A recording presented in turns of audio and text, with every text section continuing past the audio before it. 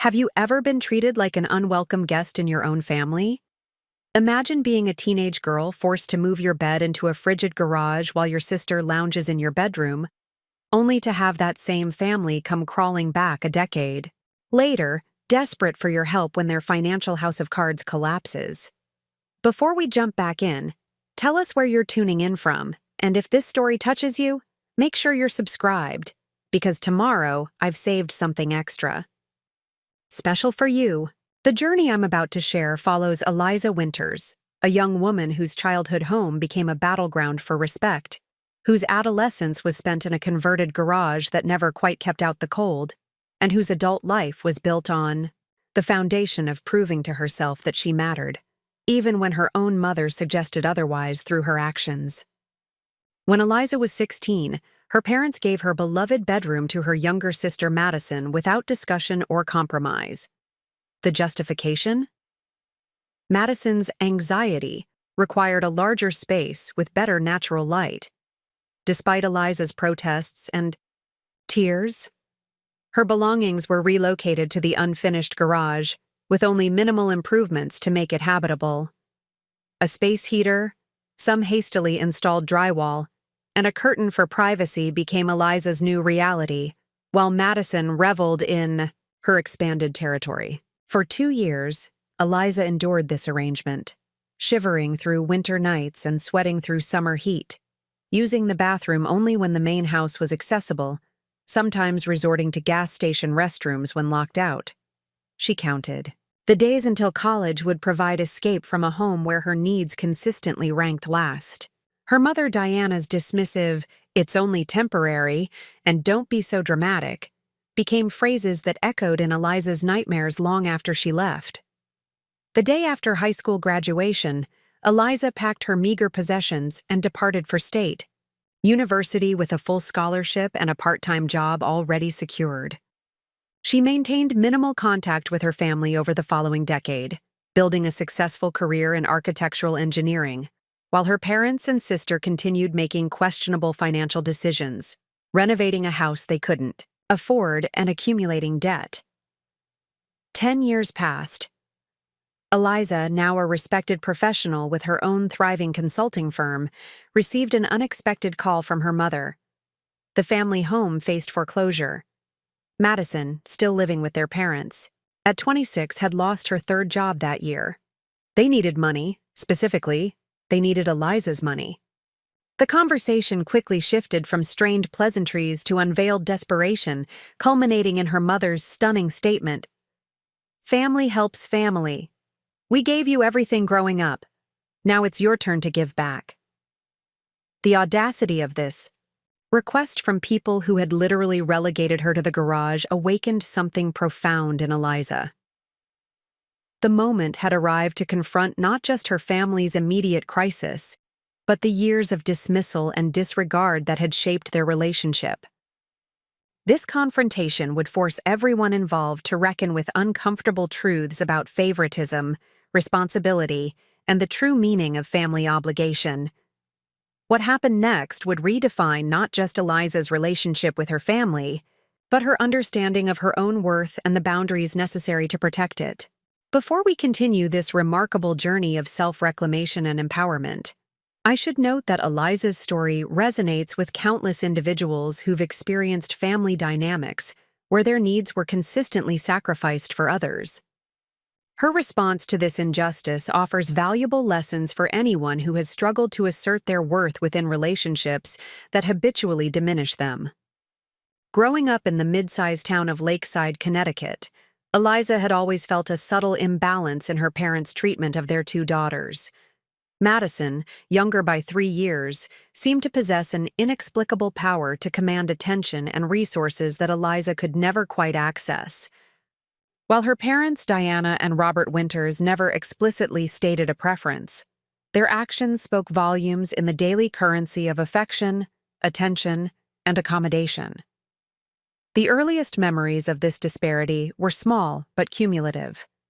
Madison's minor complaints resulting in changed dinner plans while Eliza's preferences were deemed picky, Madison's activities taking priority in the family schedule, while Eliza learned to arrange her own transportation to soccer practice. Madison's accomplishments celebrated with effusive praise, while Eliza's academic achievements were acknowledged. With a perfunctory, "That's what we expect from you," Eliza developed coping mechanisms that would later become professional strengths: self-reliance, careful observation, strategic planning, and emotional regulation. She learned to anticipate needs before they arose, to solve problems independently, and to set internal standards of validation rather than seeking external approval. Her bedroom became her sanctuary, a carefully curated space where she controlled the environment and expressed her identity through organized shelves of books, meticulously maintained art supplies, and architectural sketches taped to the walls. The room itself was special, a corner bedroom on the second floor with 2 windows offering different views, one overlooking the maple-lined street, the other facing the wooded area behind their property.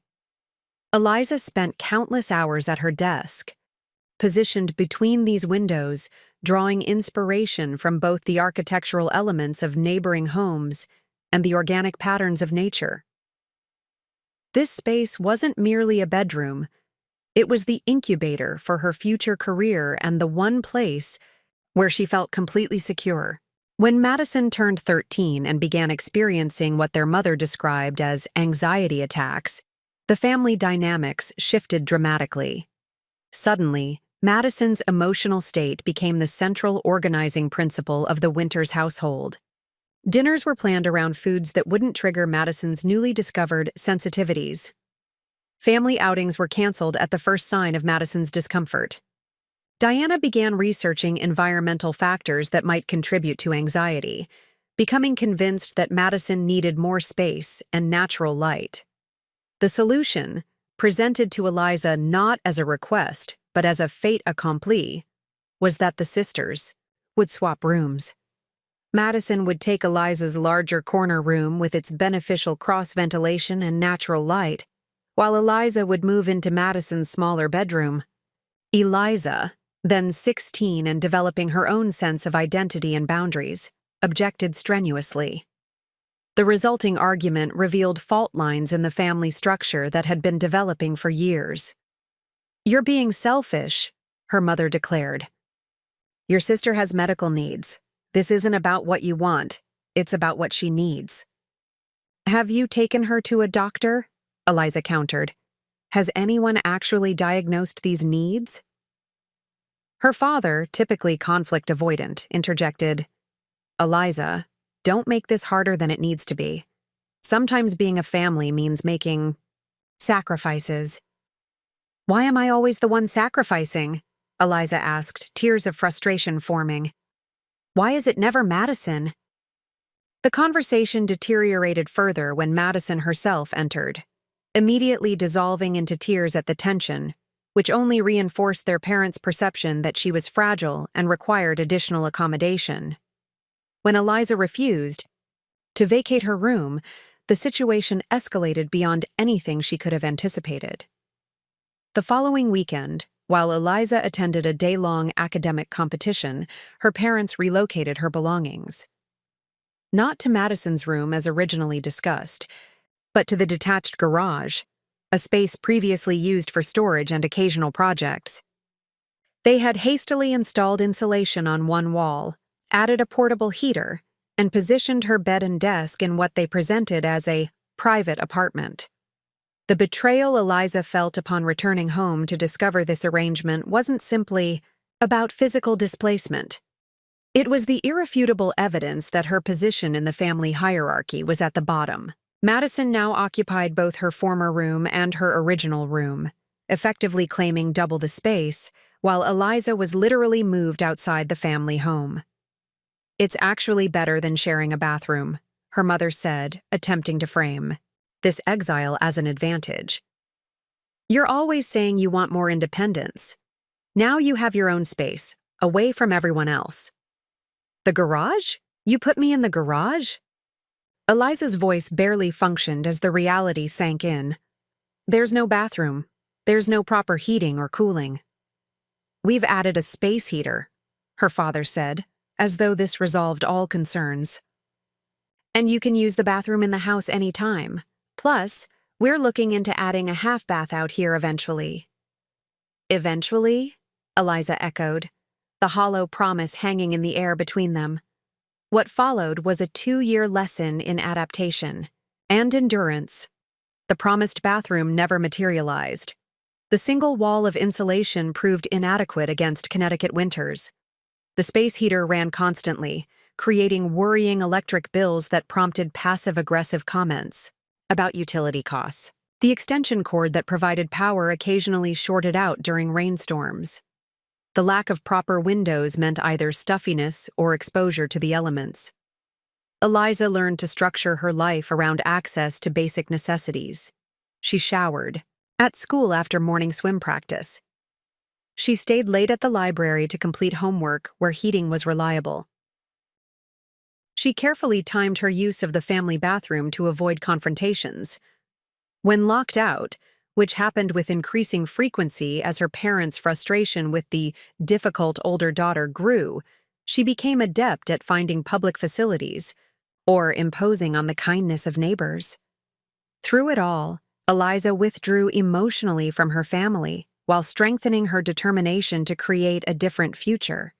She applied for scholarships with single-minded focus. She worked part-time, jobs to build savings her parents couldn't access. She cultivated relationships with teachers and friends' parents who provided the emotional support and recognition her family withheld. This period hardened something in Eliza, not into bitterness, though that would have been understandable, but into a clear-eyed assessment of her worth and what she would accept in relationships. She developed an unwavering commitment to creating spaces of comfort, safety, and belonging, both physically in her later architectural work and emotionally in her carefully chosen relationships. The day she left for college, having secured a full scholarship that covered not just tuition but year-round housing, her mother's parting words were, "Don't forget where you came from. Family is everything." Eliza had smiled thinly and responded, "I promise I'll never forget what happened here," a statement her mother interpreted as sentimental rather than the vow of remembrance it actually represented.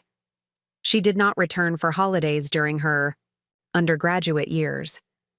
She limited phone calls to brief, information-only exchanges. She built a new life centered on her education, her growing professional network, and friends who valued her precisely because they weren't obligated to by blood. The distance wasn't merely geographic. It was a necessary buffer between the person she was becoming and the role she'd been assigned in her family's narrative.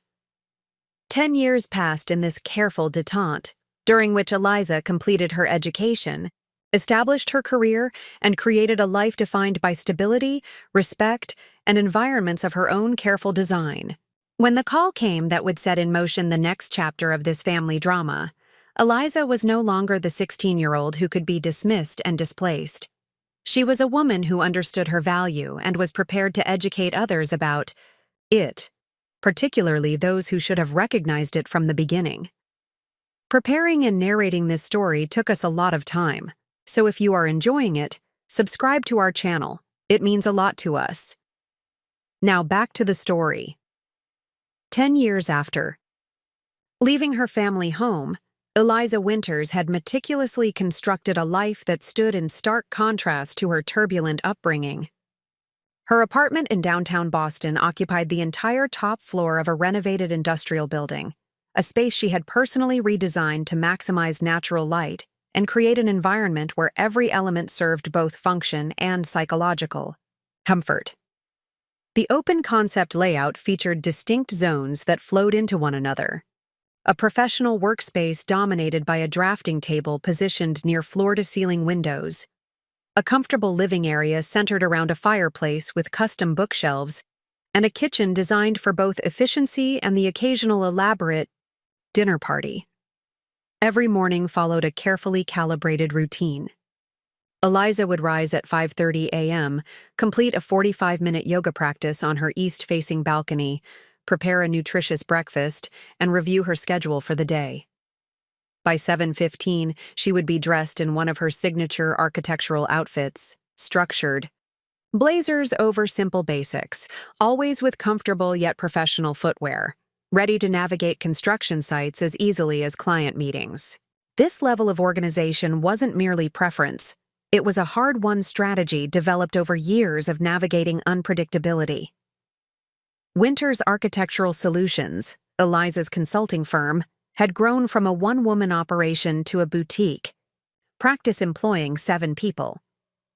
Her specialty had become redesigning problematic spaces, transforming dysfunctional floor plans into harmonious environments that subtly influenced behavior and emotional well-being. This niche had emerged organically from her personal experience, though she rarely shared those origins with clients or colleagues.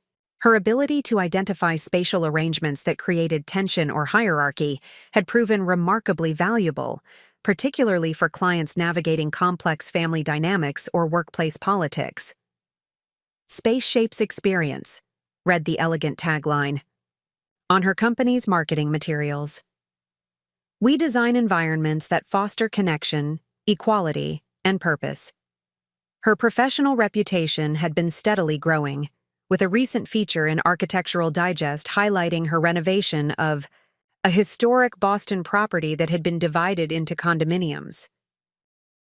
The article praised her innovative approach to creating communal areas that encouraged interaction while preserving privacy, a balance Eliza understood intimately from years of navigating shared spaces, where her presence felt contingent on others' permission. Colleagues and clients often commented on Eliza's exceptional attention to detail and her almost intuitive understanding of how physical environments affected psychological states. "Eliza doesn't just see rooms, she sees relationships," one satisfied client had commented in a testimonial. "She understood the dynamics of our family better than we did, just by observing how we moved through our home." What these admirers couldn't know was that this skill had been honed through years of hypervigilance in her childhood home, where reading spatial cues and anticipating others' needs had been survival strategies rather than professional assets. Despite her professional success, Eliza's personal life maintained a careful distance from deep attachments.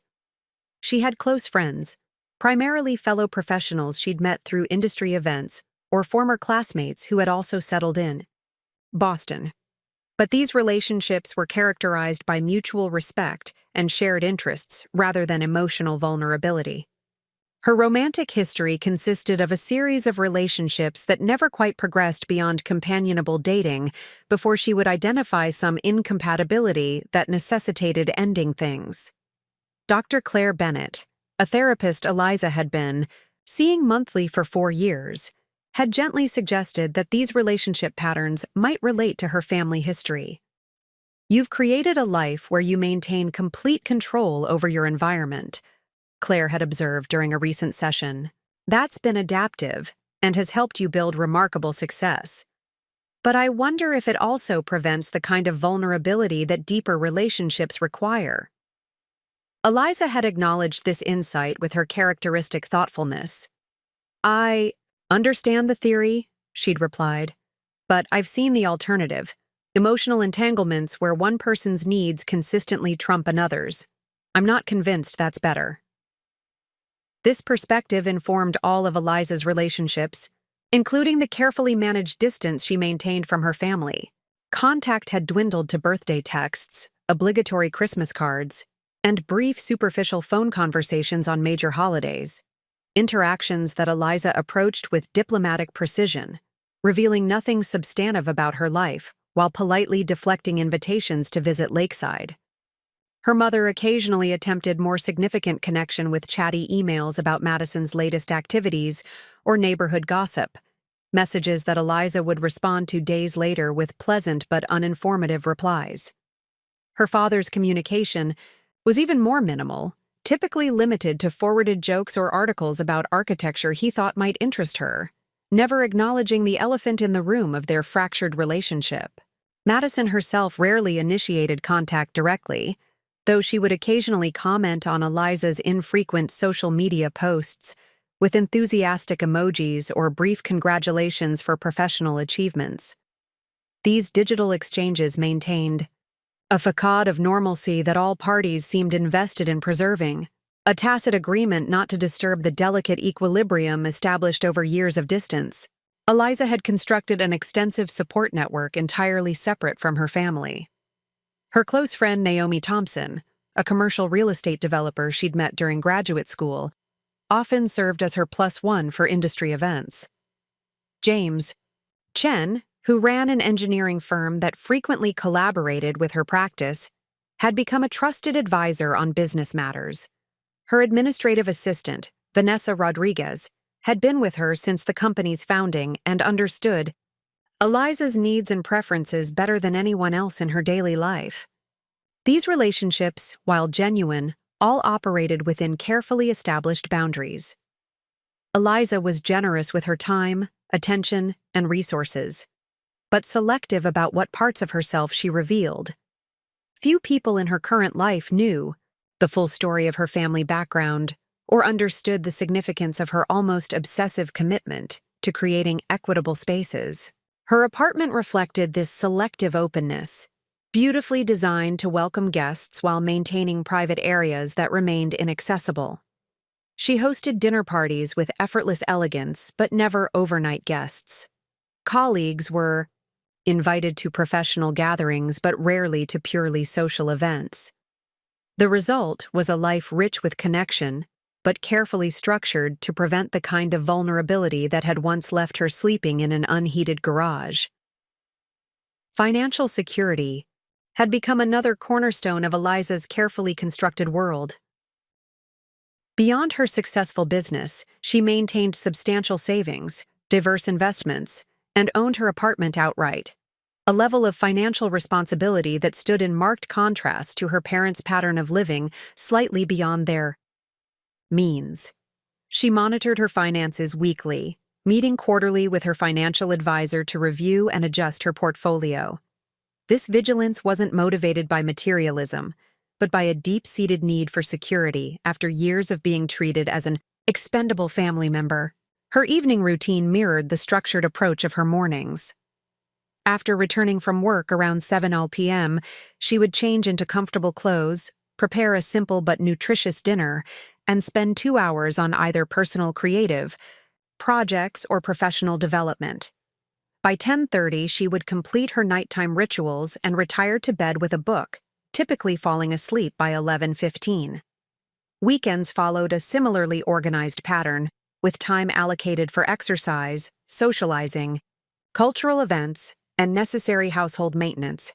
This predictable rhythm provided comfort and control, though occasionally Eliza recognized a certain restlessness, a question of whether the life she had built, while successful by external measures, contained enough genuine joy or spontaneity.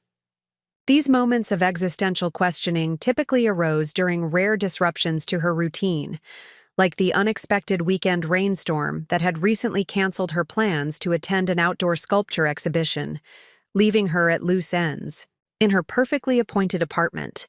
During that particular Saturday, standing at her window watching rain stream down the glass, Eliza had experienced a moment of unexpected emotion.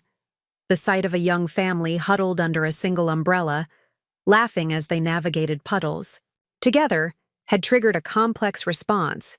Not quite envy, not quite longing, but a recognition of something absent in her own carefully controlled existence. Later that evening, during a rare impulse to break routine, she had pulled out old sketchbooks from her undergraduate years, rediscovering designs filled with playful elements and whimsical touches that had gradually disappeared from her professional work. The evolution was striking, from expressive creativity to refined functionality, a progression that mirrored her personal transformation from a vulnerable teenager to a self-sufficient professional.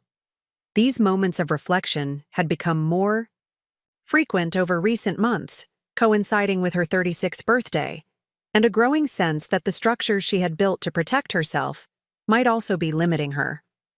Dr. Bennett had suggested that this midlife reassessment was both normal and potentially valuable, an opportunity to consciously evaluate which protective mechanisms still served her and which might be released. The strategies that help us survive aren't always the same ones that help us thrive. Claire had suggested during their last session. There's a difference between boundaries that protect us and walls that isolate us. Eliza had been contemplating this distinction when her phone displayed her mother's name on an otherwise ordinary Tuesday afternoon. Family calls typically came on obligatory occasions, holidays, birthdays, anniversaries, never on random weekdays. The anomaly itself was enough to trigger a moment of apprehension as Eliza debated whether to answer or let it go to voicemail. Professional habit won out. The same meticulous attention to detail that made her exceptional at her work extended to all aspects of her life, including monitoring potential family situations that might require her attention. She answered on the fourth ring, her voice composed and neutral, revealing nothing of her surprise or concern. "Hello, Mom." "Eliza, thank goodness you answered." Diana Winter's voice contained an unmistakable tremor that immediately signaled, this wasn't a routine check-in. "I need to talk to you about something important. Something difficult." Eliza moved from her drafting table to the window, instinctively seeking the calming view of the Boston skyline as she prepared herself for whatever disruption was about to enter her carefully ordered life. "I'm listening," she replied, maintaining the measured tone she used with challenging clients, revealing neither concern nor indifference. What followed would shake the foundations of the life Eliza had constructed, not by threatening her current security, but by requiring her to confront the unresolved past she had methodically walled off through distance, routine, and professional focus. The comfortable patterns of her ordinary world were about to be disrupted in ways that would test not just the boundaries she maintained with her family, but the fundamental principles around which she had organized her identity. "The bank is foreclosing on the house." Diana's words tumbled out after a moment of hesitation, her voice constricting around the admission. "We've received the final notice. We have 60 days to either bring the mortgage current or vacate the property." Eliza's hand tightened around her phone as she processed this information, her gaze fixed on the Boston skyline but no longer seeing it. The lakeside house, the site of both childhood memories and adolescent trauma, was being reclaimed by financial institutions. Part of her registered a detached professional curiosity about the logistics, while another part noted the complex emotional response surfacing beneath her composed exterior. "I see," she replied, her tone measured. "I'm sorry to hear that. How far behind are the payments?" Diana's sigh carried through the connection. 8 months. It's worse than just missed payments, though. The interest rate on our mortgage adjusted up 2 years ago, and we refinanced with what turned out to be a predatory lender. Robert's medical issues last year meant reduced hours at work, and then Madison's situation.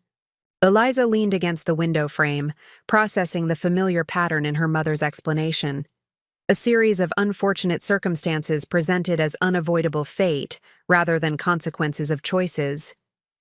The mention of Madison triggered a predictable tightening in her chest, the Pavlovian response to her sister's needs once again taking center stage. "What situation with Madison?" Eliza asked, bracing herself. "She's been struggling. Again. She lost her position at the dental office. Totally unfair. The office manager had it in for her from day one. Then her car needed major repairs. And she's been having those anxiety episodes that make it difficult for her to interview for new positions. She moved back home 6 months ago." The timeline clarified the situation. Madison, now 29, had apparently been living with their parents rent-free while the mortgage went unpaid. Eliza closed her eyes briefly, suppressing the automatic comparison to her own path, working through college, building a business from scratch, never missing a payment on any financial obligation. "That sounds difficult," Eliza offered neutrally. "Has Madison been contributing to household expenses while living there?"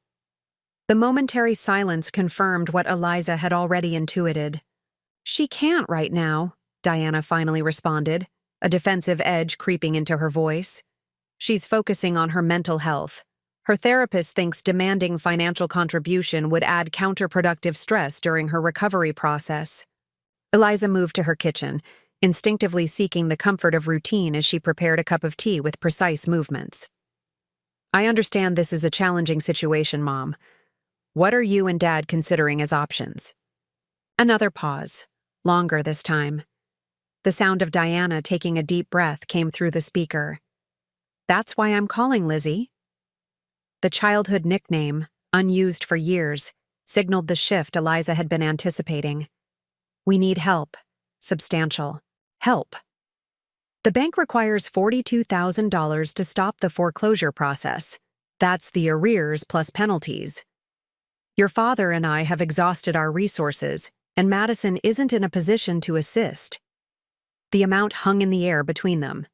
Eliza set her teacup down carefully, noting the slight tremor in her hand. "That's a significant sum," she observed, her professional voice firmly in place. "Have you consulted with a housing counselor or legal aid about possible alternatives? Sometimes lenders are willing to consider loan modifications or repayment plans that could—" "We've tried everything," Diana interrupted, frustration evident in her tone. "The lender won't budge unless we make a substantial good-faith payment. We've explored refinancing, but our credit scores have suffered from the missed payments.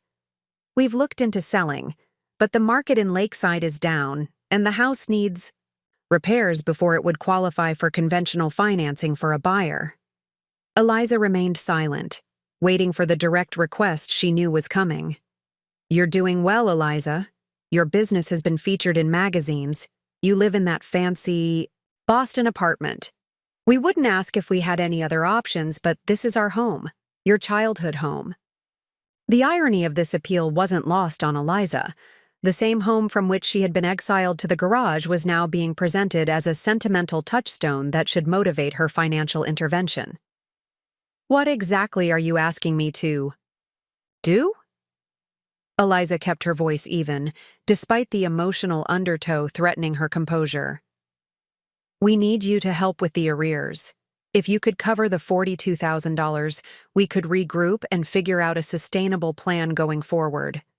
Your father is looking for additional work, and Madison has some promising job prospects once she's feeling more stable."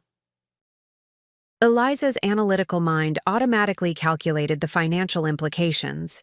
While $42,000 represented a significant sum, it wasn't beyond her means. Her business was thriving, her investments were performing well, and her emergency fund exceeded most financial advisors' recommendations. The question wasn't whether she could afford to help, but whether doing so aligned with her carefully constructed boundaries and values. "Can I ask what happened to the home equity?" Eliza inquired, recalling that her parents had refinanced multiple times over the years, presumably extracting value from the property. "The last time we discussed the house, you mentioned taking out equity for renovations." Diana's response came with defensive justification. "We needed to update the kitchen. It was adding value to the property. And then Madison's student loans came due, and there were the medical bills from Robert's back surgery." "Life happens, Eliza. Not everyone can plan for every contingency."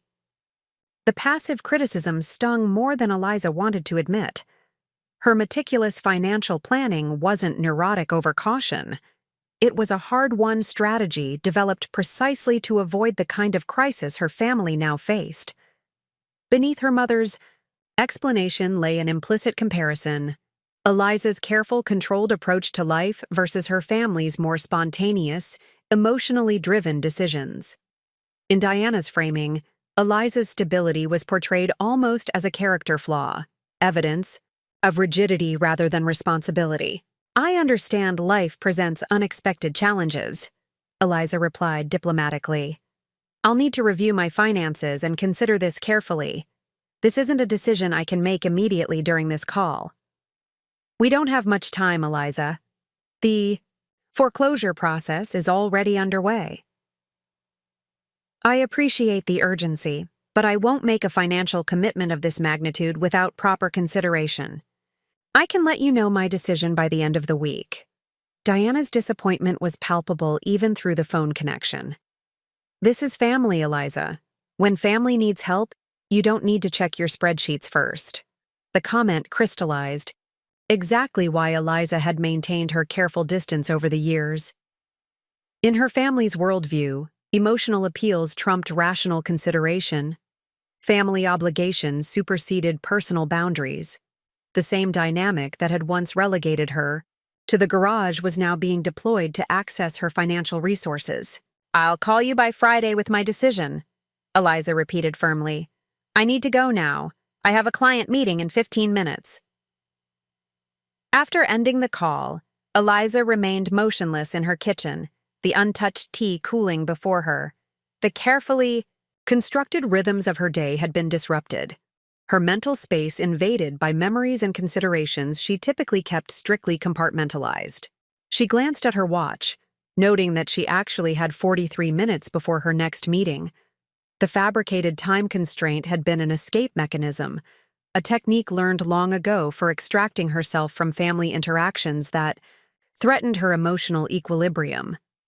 With deliberate movements, she opened her laptop and created a new document titled Winter's Family Financial Request Analysis. Her fingers moved across the keyboard as she methodically outlined the situation, noting known facts, identifying information gaps, and listing potential options with their respective implications. The familiar process of organizing complex problems into manageable components helped restore her sense of control. The document reflected Eliza's analytical approach. Financial aspects. Requested amount, $42,000. Purpose, stop foreclosure on family home. Root causes, predatory refinance, Robert's medical issues, Madison's unemployment. Unknown factors, current property value, details of mortgage terms, verification of actual amount required, emotional considerations, family expectations versus personal boundaries, historical patterns of resource allocation within family, potential impact on relationship dynamics going forward, precedent-setting nature of financial intervention, potential options. 1. Provide requested sum as a gift. 2.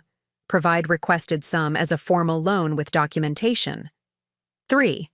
Offer smaller amount with conditions. 4. Decline financial assistance but offer guidance on alternatives. 5. Propose purchasing the house myself and establishing formal rental agreement. The act of creating this document, transforming an emotional family crisis into an organized problem-solving exercise, allowed Eliza to regain her professional perspective.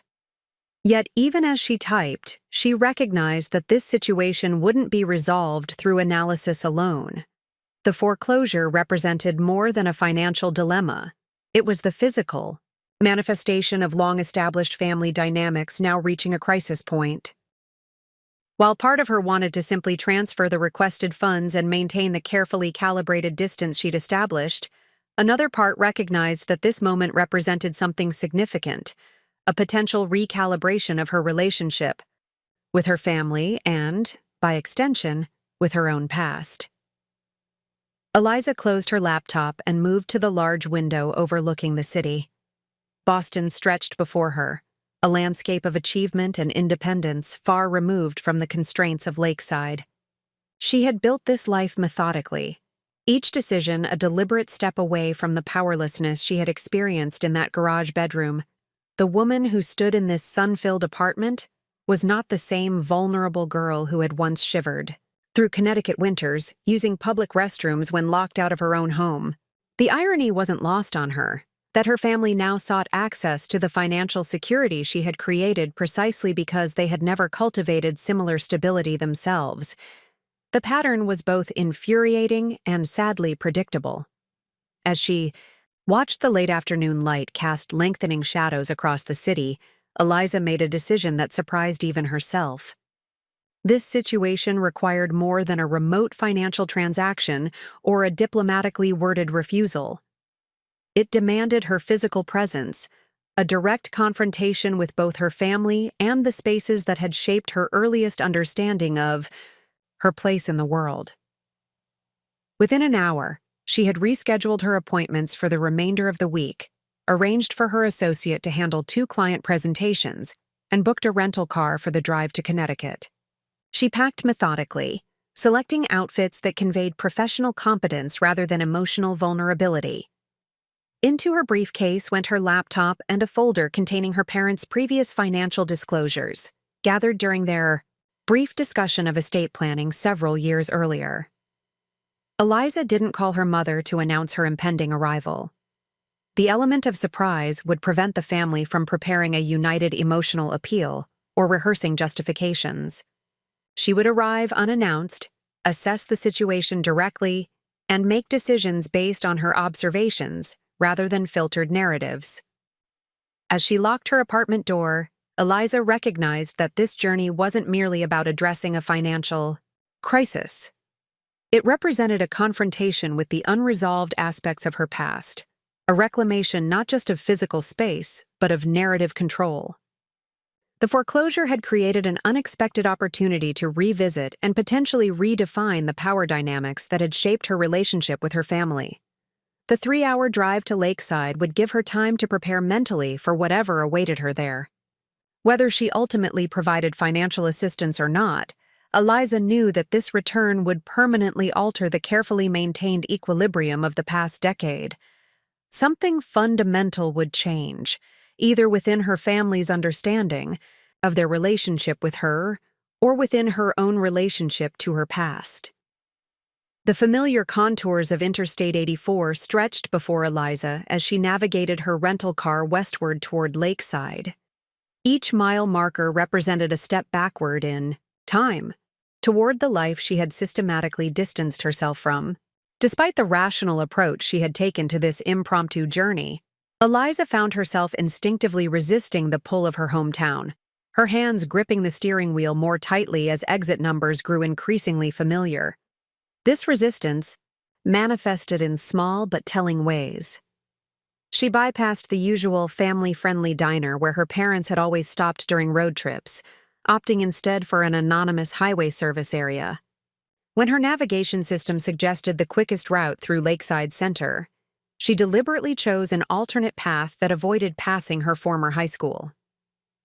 These minute decisions reflected her broader pattern, maintaining control through careful avoidance of emotional triggers. As darkness fell and Connecticut's wooded landscape disappeared into shadow, Eliza found her professional compartmentalization beginning to falter. Memories intruded with increasing frequency. Her father teaching her to ride a bicycle on the elementary school playground, weekend trips to the local swimming hole during summer heat waves, Madison's tearful kindergarten drop-offs, where Eliza had been enlisted as the comforting older sister. These positive recollections collided uncomfortably with later experiences, the gradual erosion of her standing within the family, culminating in her exile to the garage. "This is a business trip," she reminded herself aloud, her voice firm in the car's quiet interior. "A financial assessment with personal connections. Nothing. Maury." Yet, even as she articulated this framework, Eliza recognized its inadequacy.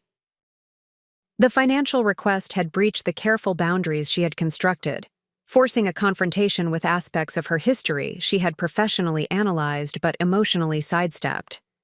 The garage bedroom represented more than a physical displacement. It symbolized her family's assessment of her value relative to her sister's needs, a calculus that had shaped her subsequent approach to relationships and self-worth.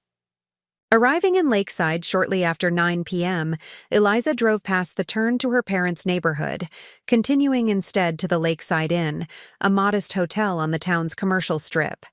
The decision to secure separate accommodations rather than stay in the family home had been instinctive rather than calculated. Another manifestation of resistance to full immersion in the family system. The hotel room offered reassuring anonymity, clean, functional, and devoid of emotional history. Eliza arranged her belongings with characteristic precision, establishing a temporary workspace at the small desk. Opening her laptop, she reviewed the document she had created earlier, adding notes and questions that had occurred during the drive. The structured analysis provided a comforting buffer against the uncertainty of tomorrow's confrontation. Her phone chimed with an incoming text from Naomi. "How was the client meeting? Still on for dinner Friday?" The message was a reminder of the normal rhythms of her Boston life, temporarily suspended by this unplanned detour. Eliza hesitated, before responding with a simplified explanation. "Had to make unexpected trip to CT for family matter. Will explain when I return. Rain check on dinner." She deliberately omitted details, maintaining her habitual privacy, even with one of her closest friends. Settling into the generic hotel bed, Eliza found sleep elusive despite her typical discipline regarding rest. Her mind cycled through potential scenarios for the next day's encounter, analyzing variables and cataloging possible responses. The professional framework she applied to this personal situation was both a strength and a limitation, offering structure and emotional distance while potentially obscuring nuances that defied analytical categorization. When morning arrived after a fitful night, Eliza adhered to her routine as closely as possible within the hotel's limitations. The predictability of her morning yoga, shower, and carefully selected outfit provided psychological armor for the day ahead. She chose a charcoal gray pantsuit that projected authority without ostentation, paired with minimal jewelry and low-heeled boots suitable for navigating potentially uneven floors in the aging family home. Breakfast at the hotel's modest buffet allowed her to review her approach once more. She would arrive unannounced at 10 a.m., when her father would typically be at work and Madison might still be sleeping, providing an opportunity for direct conversation with her mother before the full family dynamics came into play.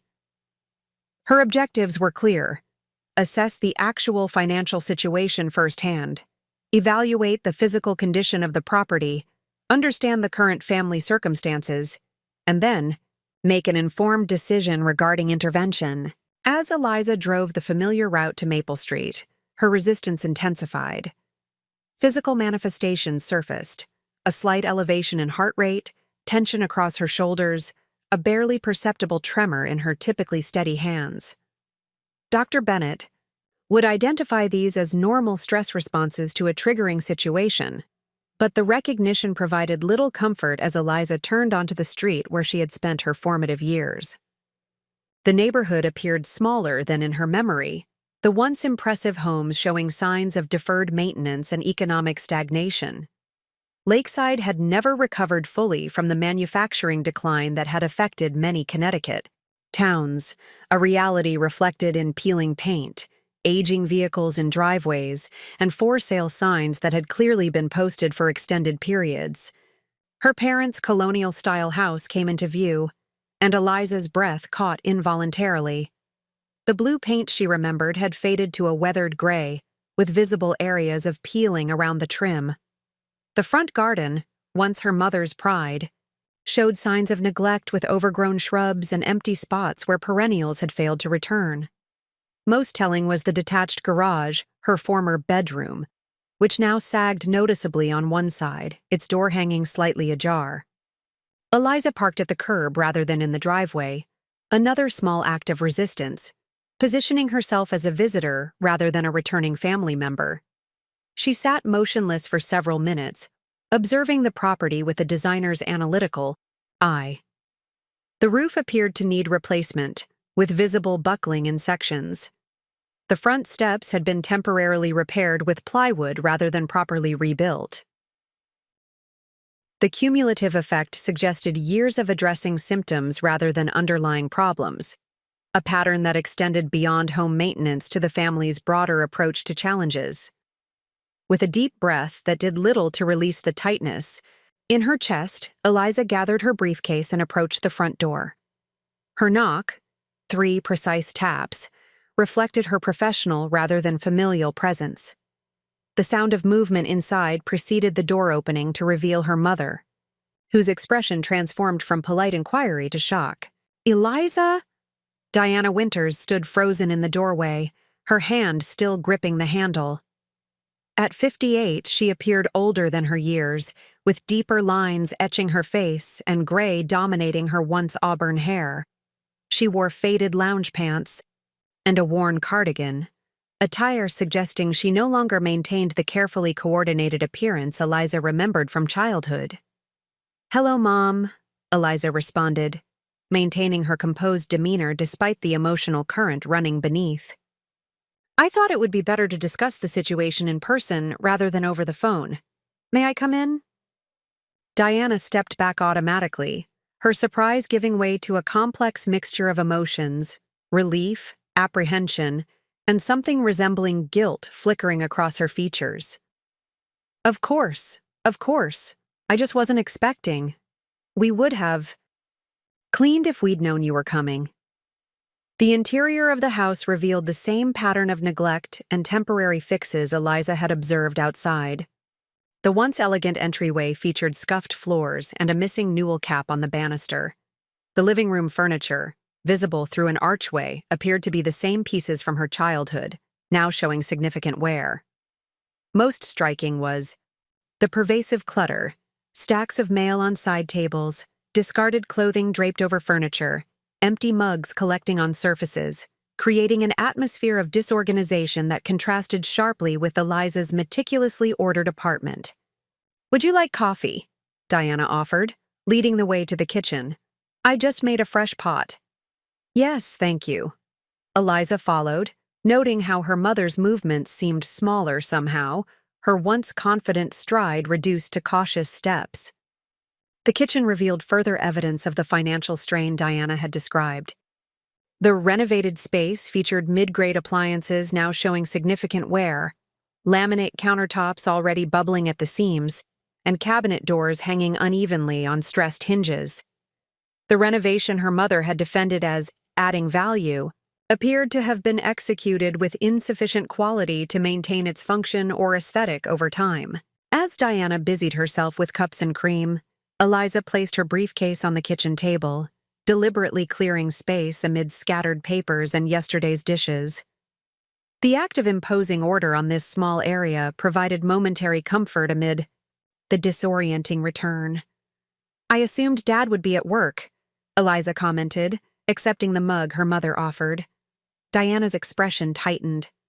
"He's picking up shifts at the hardware store now. The accounting firm reduced his hours last year, cost-cutting. They said, but they kept the younger staff at full time. He works 3 days at the firm and tries to fill in with retail hours. Today he's at the store." The information added another dimension to the financial picture Eliza was assembling.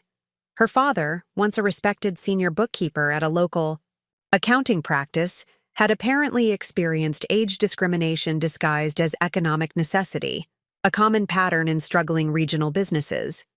And Madison? Eliza kept her tone neutral, though mentioning her sister's name still triggered an involuntary tension response. "She has therapy on Thursday mornings. She should be back around noon." Diana set her coffee down with a slight tremor in her hand. "Eliza, I can't tell you what it means that you came. When you said you needed time to think, I was afraid. I said I needed to consider the situation carefully, and that's why I'm here." Eliza interrupted, reluctant to be drawn into emotional dynamics before establishing factual clarity. "I need to understand exactly what's happening with the mortgage, the property, and the family's financial situation. My decision about intervention needs to be based on complete information, not just the outline you provided over the phone." Diana's face fell slightly at her daughter's businesslike approach. "Of course, that makes sense. What do you want to know?" Eliza reached for her briefcase, extracting a folder containing her prepared questions.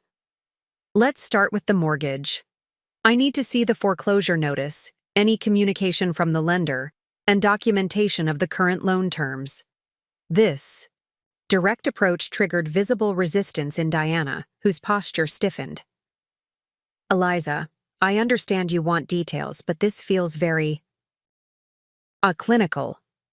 We're talking about our home, not one of your business projects." "The fact that it's your home makes accuracy more important, not less," Eliza countered, maintaining her professional demeanor. "Emotional attachment doesn't change. Financial reality. If I'm to consider providing substantial financial assistance, I need complete transparency. The tension between these approaches, Diana's emotion-based framing versus Eliza's analytical assessment, exemplified the fundamental difference in their worldviews. To Diana, family assistance represented an obligation based on relationship rather than reason. To Eliza, even family financial decisions required clear-eyed evaluation of circumstances, options, and potential outcomes. The papers are... Diana gestured vaguely toward a drawer beneath the microwave. Robert handles most of that. I know the amount they're demanding, but the details get confusing with all the legal terminology. Eliza recognized this deflection as part of a familiar pattern. Throughout her childhood, financial matters had been designated as her father's domain, creating a dynamic where Diana could remain partially detached from financial consequences, while still benefiting from or suffering from the decisions made. This strategic helplessness had always frustrated Eliza, who had taken responsibility for her own financial education from her first part-time job at 16. Then we'll wait for Dad to return before diving into those details, Eliza conceded, shifting strategy. In the meantime, I'd like to see the current condition of the house, including the areas that might need repair before a potential sale could be considered. Diana's expression revealed surprise. Sale?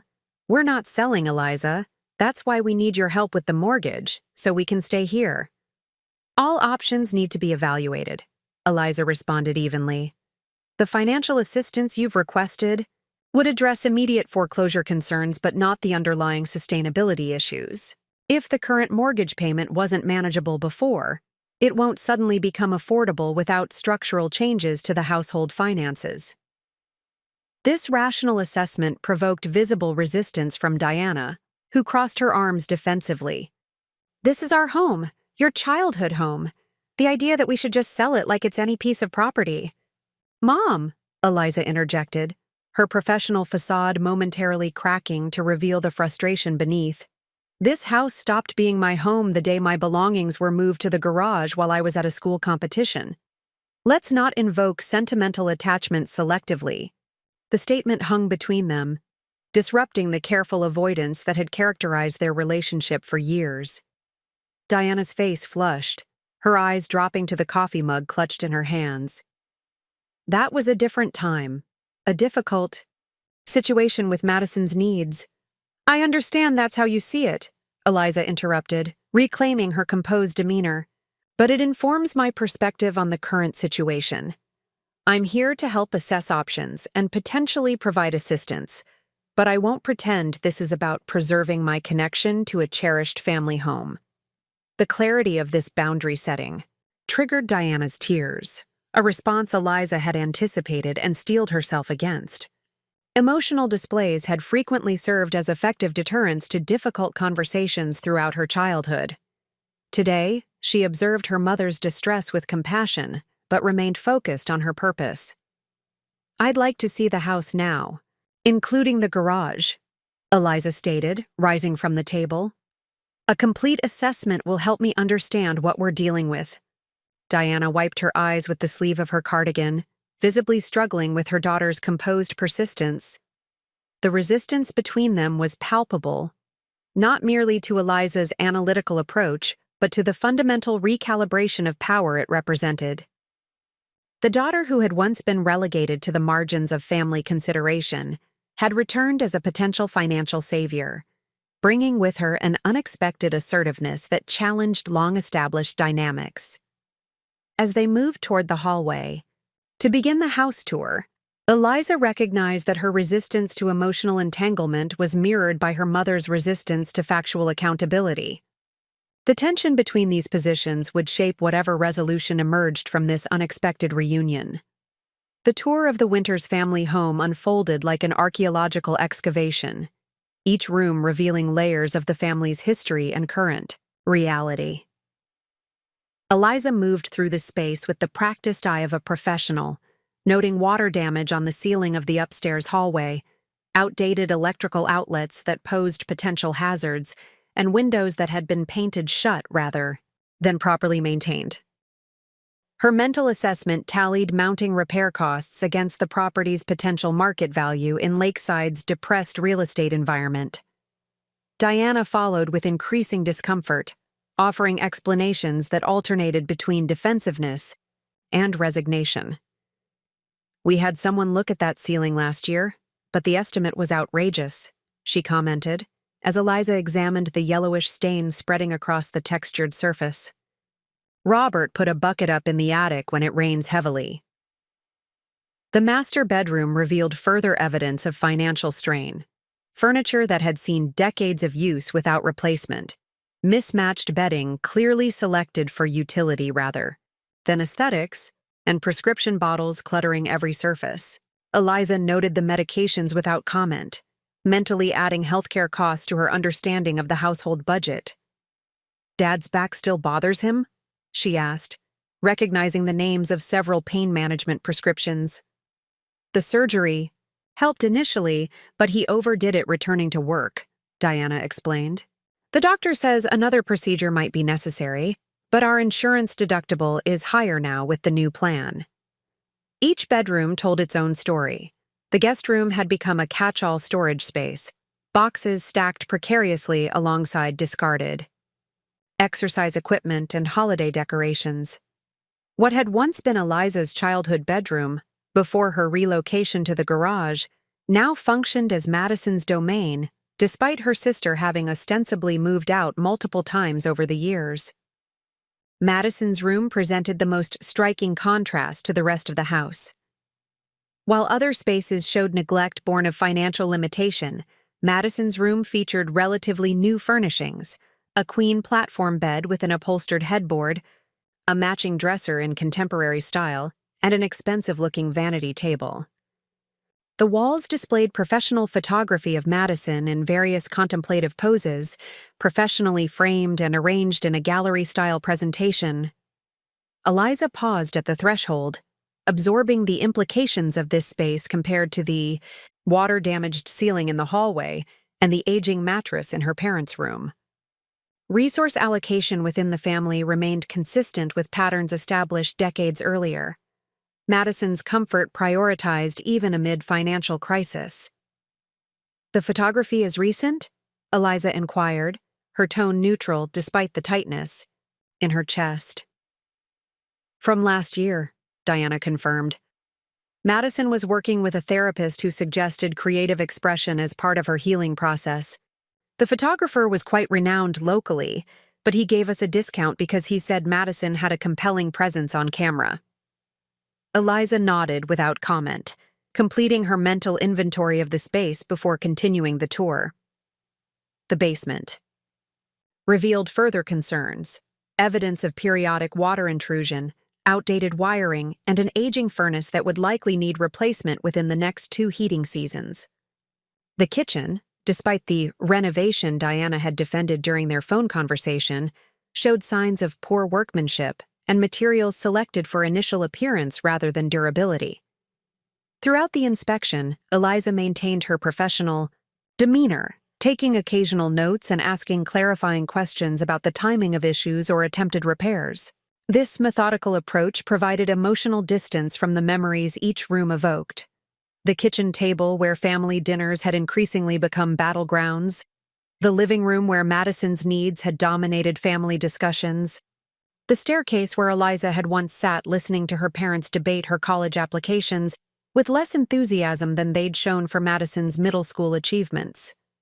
Finally, they reached the last space on Eliza's mental checklist, the detached garage that had served as her bedroom for the final 2 years of high school. Diana hesitated at the side door connecting the house to the driveway. "It's being used for storage now," she explained, not meeting Eliza's eyes. "It's not... Really? It's quite messy." "I'd still like to see it," Eliza insisted quietly, her composed expression masking the emotional significance of the request. The garage door stuck initially, requiring Diana to push with her shoulder to force it open. The musty smell of dampness and neglect rushed out, carrying with it a wave of sensory memory so powerful that Eliza momentarily froze in the doorway. The space was indeed filled with storage, Holiday decorations, discarded furniture, boxes labeled with various family members' names, but the fundamental structure remained recognizable. The wall her father had hastily insulated still stood. Along the back of the garage, now discolored with water stains and peeling in sections. The concrete floor where her bed had been positioned showed a slightly cleaner rectangle, suggesting that whatever now occupied that space had been moved relatively recently. The single window, which had provided inadequate ventilation during summer months, was now cracked, with temporary plastic sheeting taped over the damaged glass. "As you can see, we've been meaning to organize this space," Diana offered, clearly, uncomfortable with Eliza's silent assessment. "Robert keeps saying he'll get to it when his back improves." Eliza moved further into the garage, navigating around stacked boxes and a discarded exercise bicycle.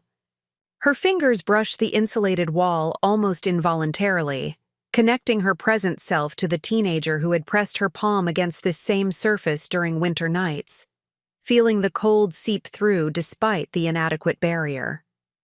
"The roof is compromised," she noted professionally, indicating water damage visible on the exposed rafters. "There's likely mold development behind this insulation based on these stain patterns. The foundation is showing significant cracking along the north wall." Diana remained near the door, arms wrapped around herself in a self-protective posture. "We know it needs work. Everything needs work. That's part of why we're in this situation. One problem leads to another, and the important repairs get delayed while we handle whatever crisis seems most urgent at the moment." In this admission, Eliza heard the first note of genuine acknowledgement, not justification or deflection, but recognition of the unsustainable pattern that had characterized the family's approach to both property maintenance and broader life challenges. The garage, with its makeshift solutions and deferred consequences, stood as a physical manifestation of the family's management style. Addressing symptoms rather than causes, implementing temporary fixes rather than sustainable solutions, prioritizing immediate comfort over long-term stability. Eliza turned to face her mother, maintaining her professional composure despite the emotional undertow of standing in this space. "The property has significant issues that would need to be addressed before sale, but it's not beyond salvaging with proper intervention. However, this pattern of deferred maintenance while continuing to extract equity through refinancing has created a precarious situation." Diana's expression crumpled slightly under this objective assessment. "I know it looks bad. I know you're seeing all the problems with your professional eye. But this is still our home, Eliza. With all its flaws, it's where we've lived for 30 years. I understand the emotional attachment," Eliza acknowledged, more gently than she'd spoken previously. "But emotions don't stop roof leaks or fix foundation issues. At some point, practical reality has to enter the equation." They exited the garage, Eliza breathing deeply as they stepped into the fresh air, consciously releasing the musty smell that had triggered such vivid memories. Back inside the kitchen, Diana prepared fresh coffee while Eliza organized her notes at the table, creating structure from the information gathered during their tour. "The foreclosure notice said 60 days?" Eliza confirmed, returning to the immediate financial crisis. Diana nodded, setting a mug before her daughter. "The letter arrived 3 weeks ago, so we actually have just over a month now. If we can't bring the mortgage current, they'll proceed with eviction and sale." "And the total arrears amount to $42,000? Plus the legal fees they've added, which brings it closer to $45,000 now." Diana's hands trembled slightly as she seated herself across from Eliza. "I know it's an enormous amount. I wouldn't have called if there were any other options." Eliza sipped her coffee, allowing silence to fill the space between them, a professional technique she often used with clients to encourage further disclosure. The strategy proved effective as Diana continued unprompted. "Things haven't been right financially since Robert's hours were cut.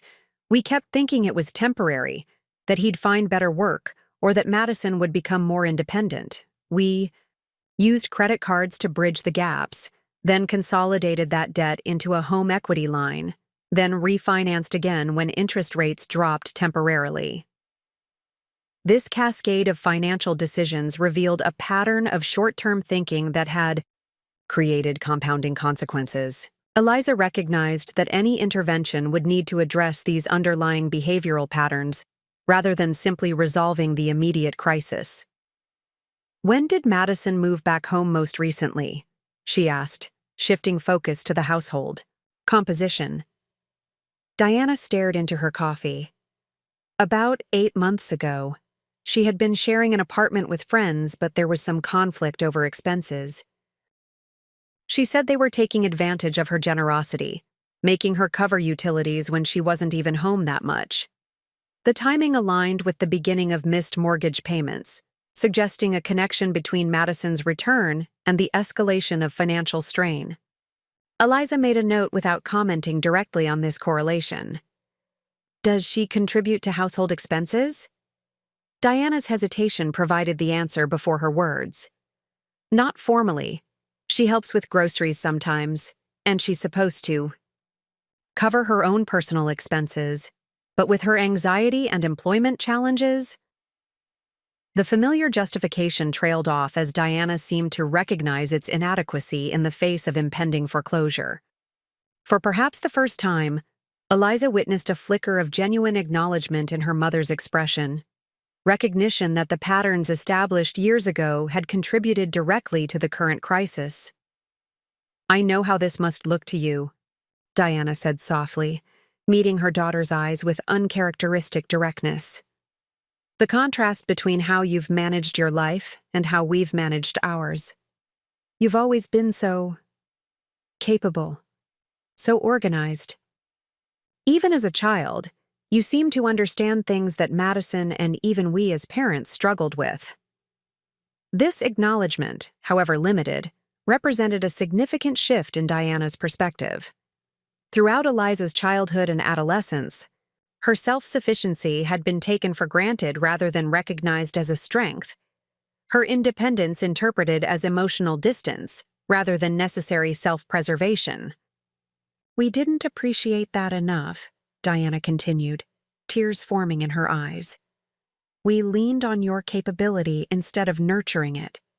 And when Madison needed more support, we made choices that weren't fair to you." The garage hung unspoken. Between them, the physical manifestation of those choices and their impact on Eliza's development. Diana's hands clasped tightly around her coffee mug as she forced herself to continue. "Seeing the house through your eyes today, all the problems, all the postponed repairs, all the consequences of our decisions, I realize we've been doing the same thing with our lives that we've done with this property. Patching instead of fixing, borrowing against tomorrow to manage today, focusing on whoever's needs seem most urgent in the moment without considering the long-term effects." This moment of clarity represented the first genuine acknowledgement Eliza had heard from either parent regarding the patterns that had shaped both the family dynamics and her own development. The recognition came late, decades after the damage had been done. But its authenticity was unmistakable in Diana's unguarded expression. "I'm not saying this to make you feel responsible for fixing our mistakes," Diana added, wiping tears with the back of her hand. "I'm just seeing it clearly. Perhaps for the first time, watching you evaluate the house with such clear-eyed assessment. We haven't been good stewards of anything. Not this property, not our finances, not even our relationship with you." The acknowledgement hung between them, neither accusation nor absolution, but simply truth, finally spoken aloud. For Eliza, whose professional life centered on creating spaces that functioned with integrity and intention, this recognition of dysfunctional patterns represented a necessary first step toward any potential resolution. "Thank you for saying that," she responded quietly, maintaining her composure despite the emotional weight of the moment. "Acknowledgement doesn't solve the practical problems we're facing, but it does create a foundation for more productive discussion about potential solutions. Diana nodded, seeming smaller in her kitchen chair than Eliza remembered. What happens now? Now we wait for Dad to return home so I can review the actual financial documentation, Eliza replied, returning to her methodical approach. Once I understand the complete picture, we can discuss possible paths forward, with full recognition that any solution needs to address patterns, not just symptoms. As they sat in the kitchen of the deteriorating family home, surrounded by evidence of deferred maintenance and postponed reckonings, something subtle shifted in the atmosphere between mother and daughter. Diana's reluctant acknowledgement had created an opening where authentic communication might begin to replace the diplomatic distance of the past decade. Whether this opening would lead to meaningful change remained uncertain, but its very existence represented a form of progress neither woman had anticipated when Eliza had knocked on the door hours earlier. The sound of a car in the driveway signaled a new phase in this unfolding family reckoning. Robert Winters had arrived home, unaware that his elder daughter awaited him with questions that would require answers more substantive than the family had become accustomed to providing. Robert Winters entered his home with the weary movements of a man carrying invisible weights. At 62, he appeared significantly older, his once robust frame now slightly stooped, his formerly dark hair completely gray and thinning. The hardware store uniform he wore, with its bright orange vest and name tag, contrasted sharply with Eliza's memories of her father in tailored shirts and ties during his accounting firm days. His expression upon seeing Eliza registered shock, followed immediately by apprehension. "Lizzie, what are you doing here?" The nickname emerged automatically, a relic from a relationship long transformed. "Hello, Dad," Eliza responded, rising from the kitchen table with the composed demeanor she maintained throughout professional confrontations. "Mom called about the foreclosure situation. I came to assess things firsthand before making any decisions. About financial assistance." Robert's gaze darted to Diana, clearly questioning how much had been shared during his absence. The silent communication between her parents, a marital shorthand developed over decades, reminded Eliza of her perpetual outsider status within family dynamics. "I've shown Eliza the house," Diana volunteered, answering the unspoken question.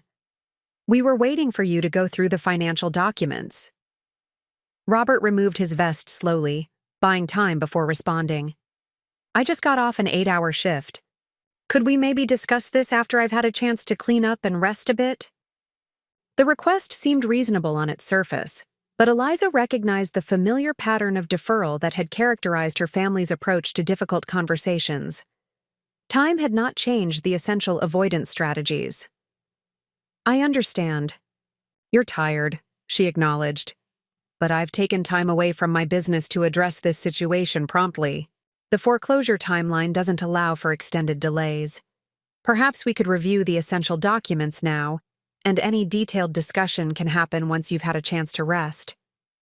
The gentle but firm boundary setting represented a departure from family norms, where accommodating emotional comfort typically trumped addressing practical urgencies. Robert's surprise registered briefly before resignation settled over his features. "Let me at least wash up first," he conceded. "The paperwork is in my desk in the den." While Robert disappeared upstairs, Diana busied herself preparing lunch, a transparent attempt to normalize the uncomfortable situation. Eliza used the interlude to check messages from her office, confirming that her team had successfully handled a client meeting in her absence.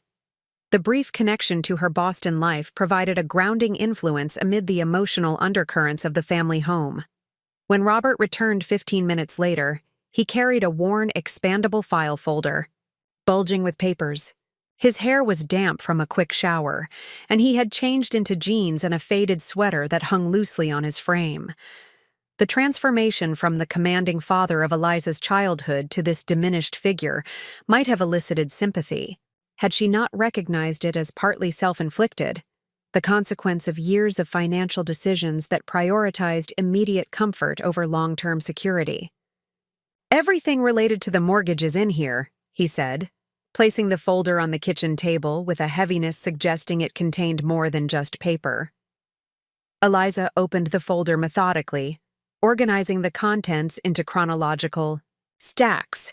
The documentation revealed a financial history characterized by incremental compromises. An initial 30-year fixed mortgage refinanced after 7 years to extract equity for Madison's private school tuition. A second refinance 5 years later for kitchen renovations and credit card consolidation. A third refinance with an adjustable rate when interest rates temporarily dropped, reducing monthly payments but introducing future uncertainty. And finally, the current mortgage, a high-interest product from a non-traditional lender secured 18 months earlier, when conventional refinancing options had become unavailable due to declining credit scores and reduced income. This most recent loan, Eliza noted, reviewing the terms with professional concern, has an interest rate substantially above market norms and includes significant prepayment penalties. Robert's shoulders hunched slightly. We didn't have many options by that point. Traditional banks wouldn't approve us with my reduced income and our credit history. This lender advertised specialized programs for borrowers in our situation. Eliza continued reviewing documents, creating a timeline of increasingly problematic financial decisions. When did the missed payments begin? December of last year, Robert admitted. The holiday expenses were higher than anticipated, and then the furnace needed emergency repair during that cold snap. We thought we'd catch up in January with my year-end bonus, but the firm eliminated bonuses entirely, citing pandemic recovery adjustments to their budget. The pattern became increasingly clear, cascading consequences from short-term solutions, each creating new vulnerabilities that required more extreme measures to address. The Winters family had been operating in perpetual crisis management, addressing immediate pressures without addressing root causes, exactly as they had approached the home's maintenance issues. Based on these documents, Eliza concluded, after nearly an hour of methodical review, the situation is actually more serious than initially presented. The arrears amount to approximately $45,000, as Mom mentioned, but these terms include a clause allowing the lender to demand full payment of the accelerated loan once the foreclosure process begins. That means they could potentially require payoff of the entire remaining balance, approximately $285,000 according to this amortization schedule, rather than simply the arrears. The color drained from Diana's face. They can do that? Demand the entire amount? It's in the contract you signed, Eliza confirmed, indicating the relevant clause. This type of provision is one reason conventional lenders have stricter approval requirements. Their terms generally provide more consumer protection. Non-traditional lenders offset their higher risk by including provisions that maximize their recovery options. Robert slumped in his chair, the final defense of financial competence evaporating. I didn't understand that part. The agent explained. Everything so quickly, and we were desperate to keep the house after the previous lender started making threatening calls. The admission of this fundamental misunderstanding underscored the gulf between Eliza's meticulous approach to financial decisions and her parents' pattern of signing agreements without fully comprehending their implications. Her father, whose professional identity had once centered on his financial knowledge, had effectively surrendered that expertise under pressure, accepting terms that virtually guaranteed eventual failure. What does this mean? Diana asked, her voice small. Is there no way to save the house? Eliza considered her response carefully, balancing honesty with sensitivity. It means the situation is more complicated than simply providing $45,000 to cure the default.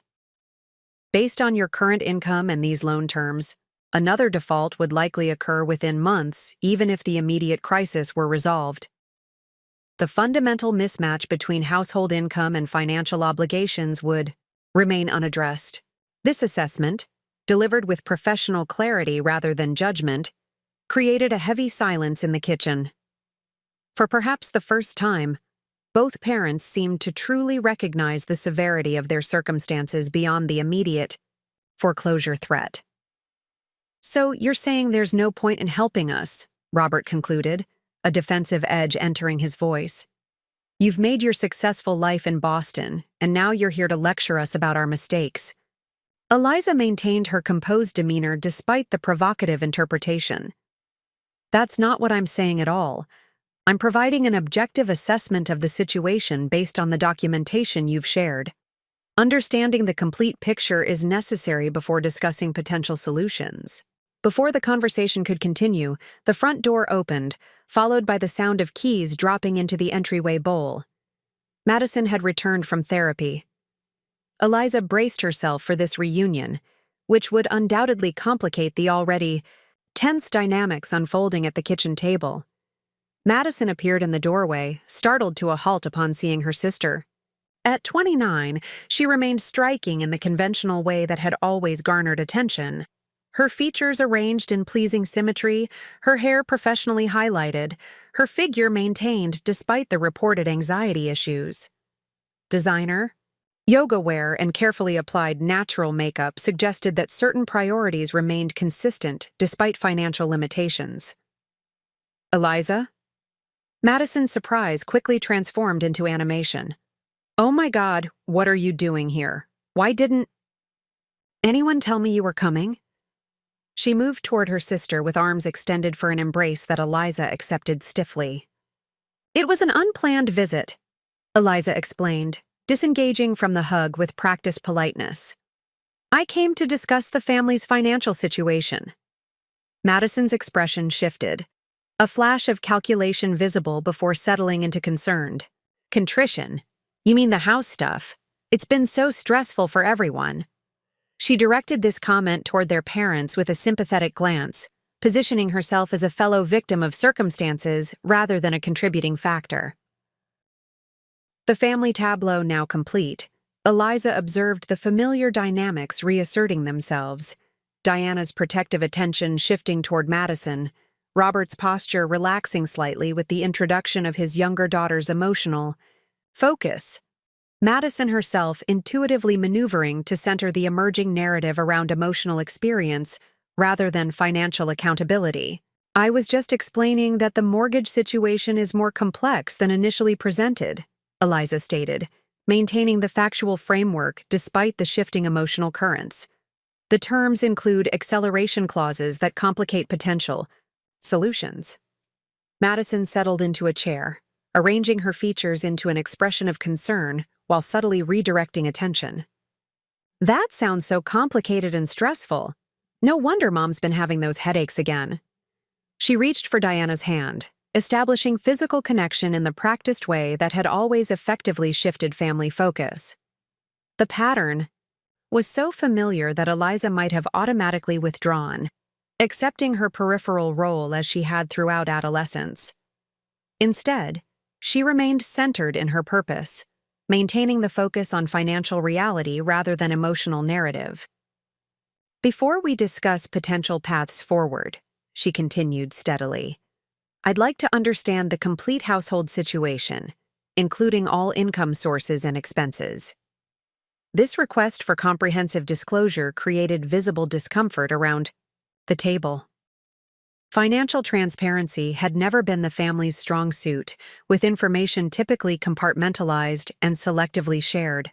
Madison glanced at their father, a silent communication passing between them that Eliza noted without comment. "That seems unnecessarily invasive," Madison responded, a defensive edge beneath her concerned tone. "Mom already explained the situation to you. We need help with the mortgage. That's the immediate issue. Understanding the complete financial picture is necessary for developing sustainable solutions," Eliza explained, her professional demeanor unwavering. "Addressing the mortgage without considering the broader context would be like patching a VAI roof leak without examining the structural issues causing it." The analogy struck a chord with Diana, who had witnessed Eliza's methodical property assessment earlier that day. "She's right," Diana said unexpectedly, addressing her younger daughter with unusual directness. This situation didn't happen overnight. We need to look at everything if we're going to find a real solution. This support from an unexpected quarter shifted the dynamic subtly. Robert exchanged a glance with Diana before nodding reluctantly. I can put together a full financial picture. It might take a day or two to gather everything. I can help streamline the process, Eliza offered, reaching into her briefcase for a financial assessment template she used with clients facing space redesigns with budgetary constraints. This framework covers the essential categories. Completing. It honestly will provide the baseline needed for meaningful discussion about options. As she distributed copies of the template to each family member, Eliza recognized that she had unconsciously assumed a role none of them would have anticipated, not simply potential financial savior, but a source of structured guidance her family desperately needed. Her professional expertise, developed through years of helping clients transform dysfunctional spaces into harmonious environments, offered a framework that might potentially address the dysfunction within her own family system.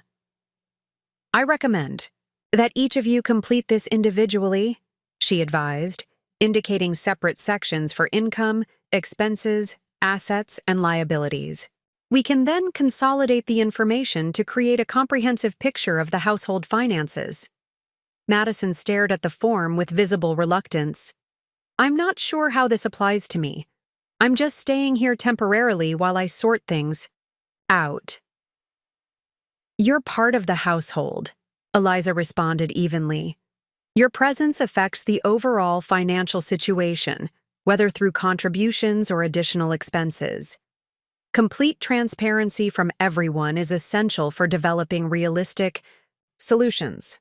The requirement for individual accountability represented a significant departure from the family's established patterns, where Madison's temporary situations had historically been exempt from the expectations applied to others.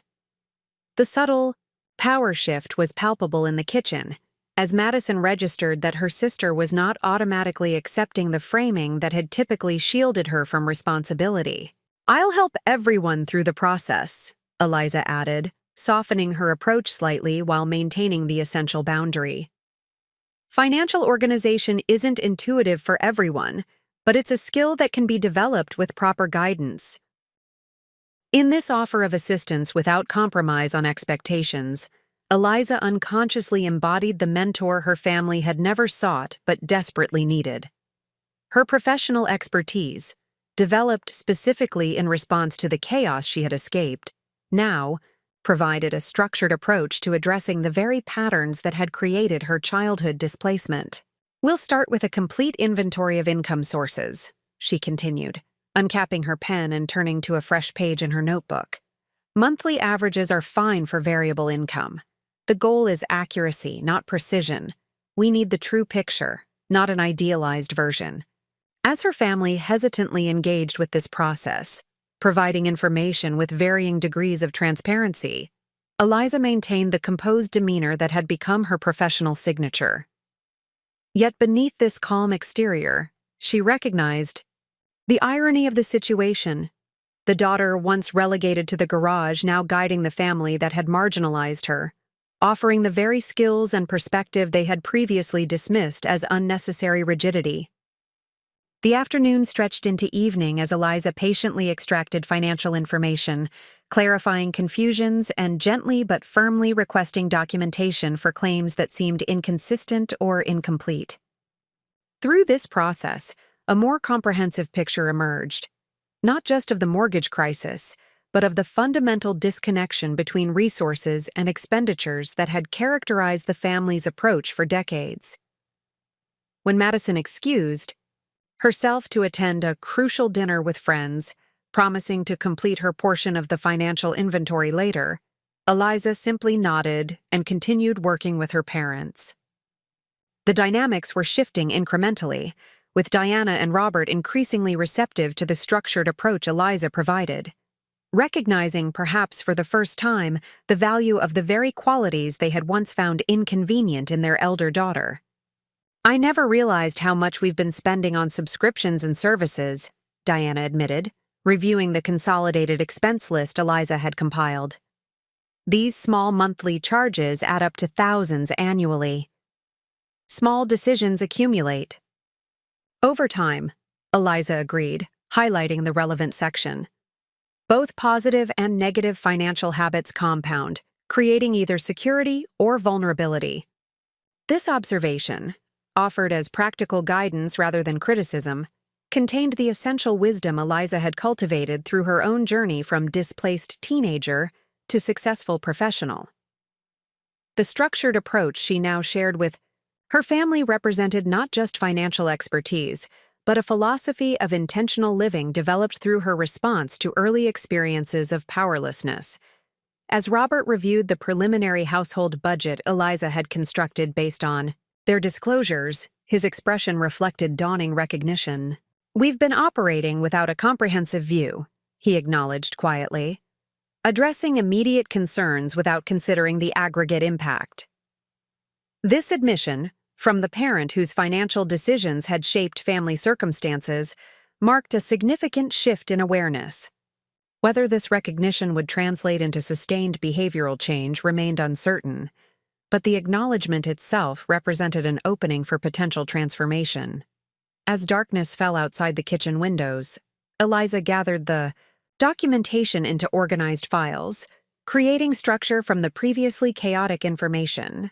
"This gives us a foundation for discussing options," she explained, closing her notebook. "Tomorrow, we can evaluate potential paths forward based on the actual numbers, rather than assumptions or hopes." In this methodical approach, addressing reality rather than emotions, focusing on patterns rather than isolated incidents, creating structure within chaos, Eliza unconsciously provided the mentorship her family had never recognized they needed.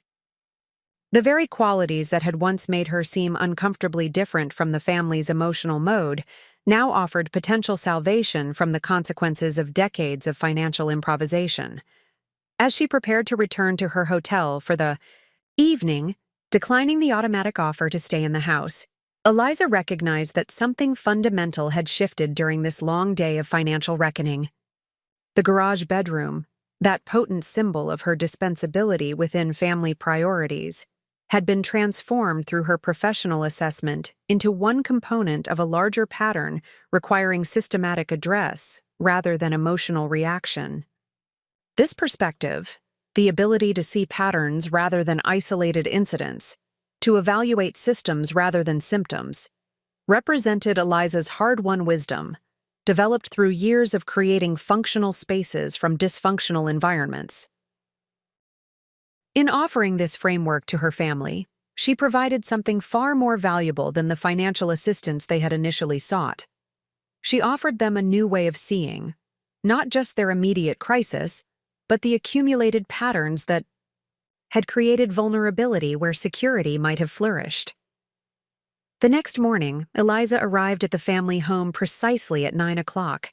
Having spent several hours at her hotel reviewing her notes and developing potential scenarios based on the financial information gathered, she had slept little, her mind continuously processing not just the practical aspects of the situation, but the emotional undercurrents that complicated any potential resolution. The distance between her hotel and the family home, both physical and psychological, had provided necessary perspective for the decisions that lay ahead. She found her parents already at the kitchen table, both dressed more formally than the previous day, as though preparing for an important meeting. Their postures reflected tension. Robert, with shoulders squared in defensive preparation, Diana, with hands clasped tightly around her coffee mug. The financial templates Eliza had provided were arranged neatly before them, evidence that additional work had continued after her departure. "Good morning," Eliza greeted them, setting her briefcase on an empty chair. "I see you've been reviewing the materials." Diana nodded. "We stayed up late going through everything more thoroughly. Robert found some additional expenses we had overlooked initially." Her expression conveyed a mixture of embarrassment and resolve. "The picture is actually worse than what we showed you yesterday." This voluntary disclosure represented a significant shift, from the selective presentation of information that had characterized their initial discussions. Eliza acknowledged this progress with a nod as she seated herself at the table. "Where's Madison?" she inquired, noting her sister's absence. "Still sleeping?" Robert replied, a note of discomfort in his voice. "She got in late from dinner with friends." Eliza absorbed this information without comment, though it reinforced her understanding of the household dynamics. Despite the financial crisis threatening the family home, Madison maintained social patterns that prioritized her preferences over collective needs, a continuation of established family norms. Before we continue, I'd like to share my analysis of the situation based on yesterday's information, Eliza began, removing a folder from her briefcase. "I've outlined 3 potential approaches, each with different implications for the family's short and long-term financial stability." She placed 3 neatly typed documents on the table, each representing a distinct strategy. The methodical presentation reflected her professional approach to complex problems, breaking overwhelming situations into manageable components with clearly defined options. The first option addresses the immediate foreclosure crisis by providing the $45,000 needed to cure the default. This would preserve your current living situation temporarily, but doesn't resolve the underlying financial imbalance. Based on current income and expenses, another default would likely occur within 4 to 6 months. Robert and Diana exchanged glances, the reality of this assessment visibly impacting them despite having reached similar conclusions during their late-night review. The second option involves a more comprehensive intervention, approximately $75,000 to address both the mortgage default and critical home repairs needed to make the property marketable. This would be followed by a controlled sale of the house, likely yielding enough to eliminate the remaining mortgage and provide a modest sum for securing rental housing appropriate to your current income level. Diana's hand moved unconsciously to her throat, a gesture of distress at the prospect of losing the family home despite the logical presentation. "The third option," Eliza continued, her voice steady, "represents the most significant intervention, but potentially the most sustainable long-term solution. It would involve approximately $160,000 to address the mortgage default, complete essential repairs, and establish a financial restructuring that includes debt consolidation and implementation of a strict household budget. This approach would require substantial behavioral changes from all family members, but could potentially allow you to remain in the home with a sustainable financial foundation." Having presented these options with professional clarity, Eliza paused, allowing her parents to process the information. The silence stretched as they examined the detailed projections accompanying each scenario.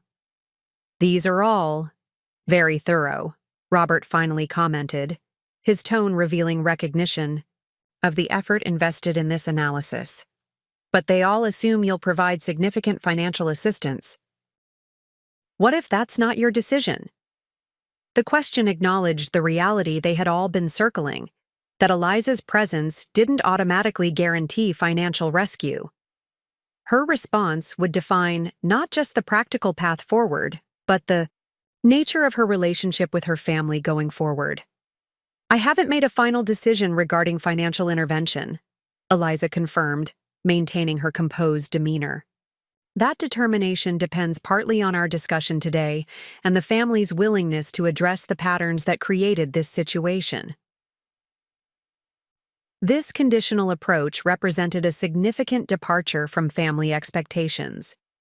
Historically, needs were presented as imperatives requiring immediate response rather than situations warranting evaluation and potential boundaries. "What do you mean by willingness to address patterns?" Diana asked, her expression cautious. Eliza met her mother's gaze directly. "Any sustainable solution requires acknowledging that this crisis isn't simply bad luck or circumstance. It resulted from specific decisions and behaviors repeated over time, prioritizing immediate comfort over long-term security, addressing symptoms rather than causes, distributing family resources inequitably, and avoiding difficult conversations until crisis points are reached. The directness of this assessment created visible discomfort, but neither parent moved to interrupt or defend. Another departure from established family dynamics where uncomfortable truths were typically deflected through emotional displays or subject changes.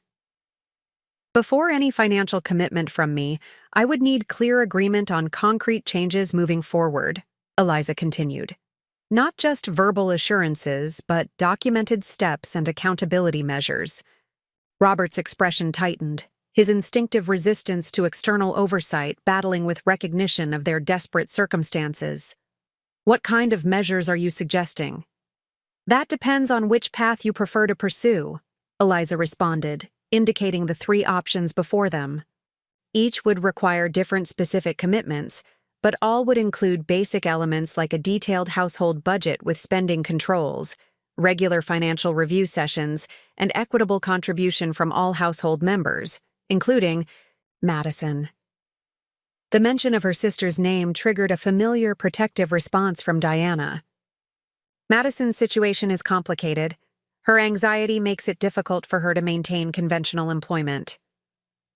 I understand she faces challenges, Eliza acknowledged, her tone matter-of-fact rather than judgmental. But adult participation in a household requires contribution commensurate with ability, financial if possible, through household management or other support if not. The current arrangement, where Madison's needs receive priority resource allocation without corresponding responsibility, isn't sustainable.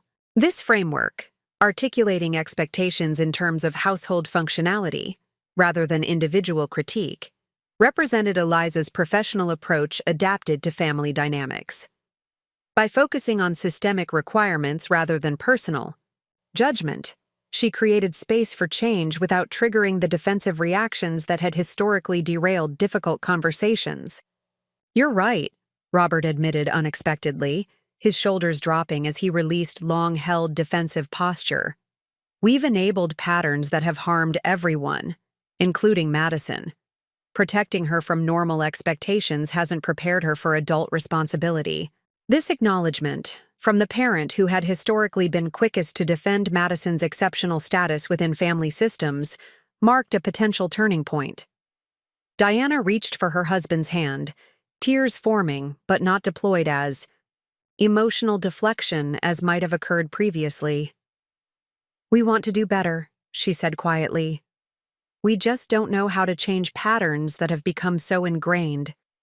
The vulnerability in this admission created an opening for Eliza's next step, one she had contemplated during the night but hadn't fully committed to until witnessing this genuine acknowledgement.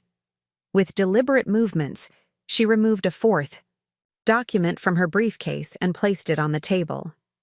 This is a proposed family financial recovery agreement, she explained, turning the document for their review. It outlines specific responsibilities, contributions, and accountability measures for each household member, with timelines for implementation and consequences for non-compliance. The document represented a formalization of family relationships that stood in stark contrast to the emotional improvisation that had historically governed interactions. Its very existence, meticulously prepared during late-night hours in her hotel room, demonstrated Eliza's commitment to addressing root causes rather than symptoms. You prepared this already? Robert asked, scanning the detailed provisions with a mixture of surprise and reluctant respect. I developed a framework based on similar documents I've used with clients navigating complex space-sharing arrangements, Eliza explained. It would need customization based on your chosen path forward, but the essential structure provides clarity about expectations that verbal agreements often lack. As her parents reviewed the document, exchanging glances at particularly challenging provisions, Eliza recognized the significance of this moment. By presenting this formal agreement, she had taken her first active step beyond analysis into intervention, not merely financial but structural. She was offering her family not just money, but a methodology for transformation derived from her professional expertise in creating functional environments from dysfunctional spaces.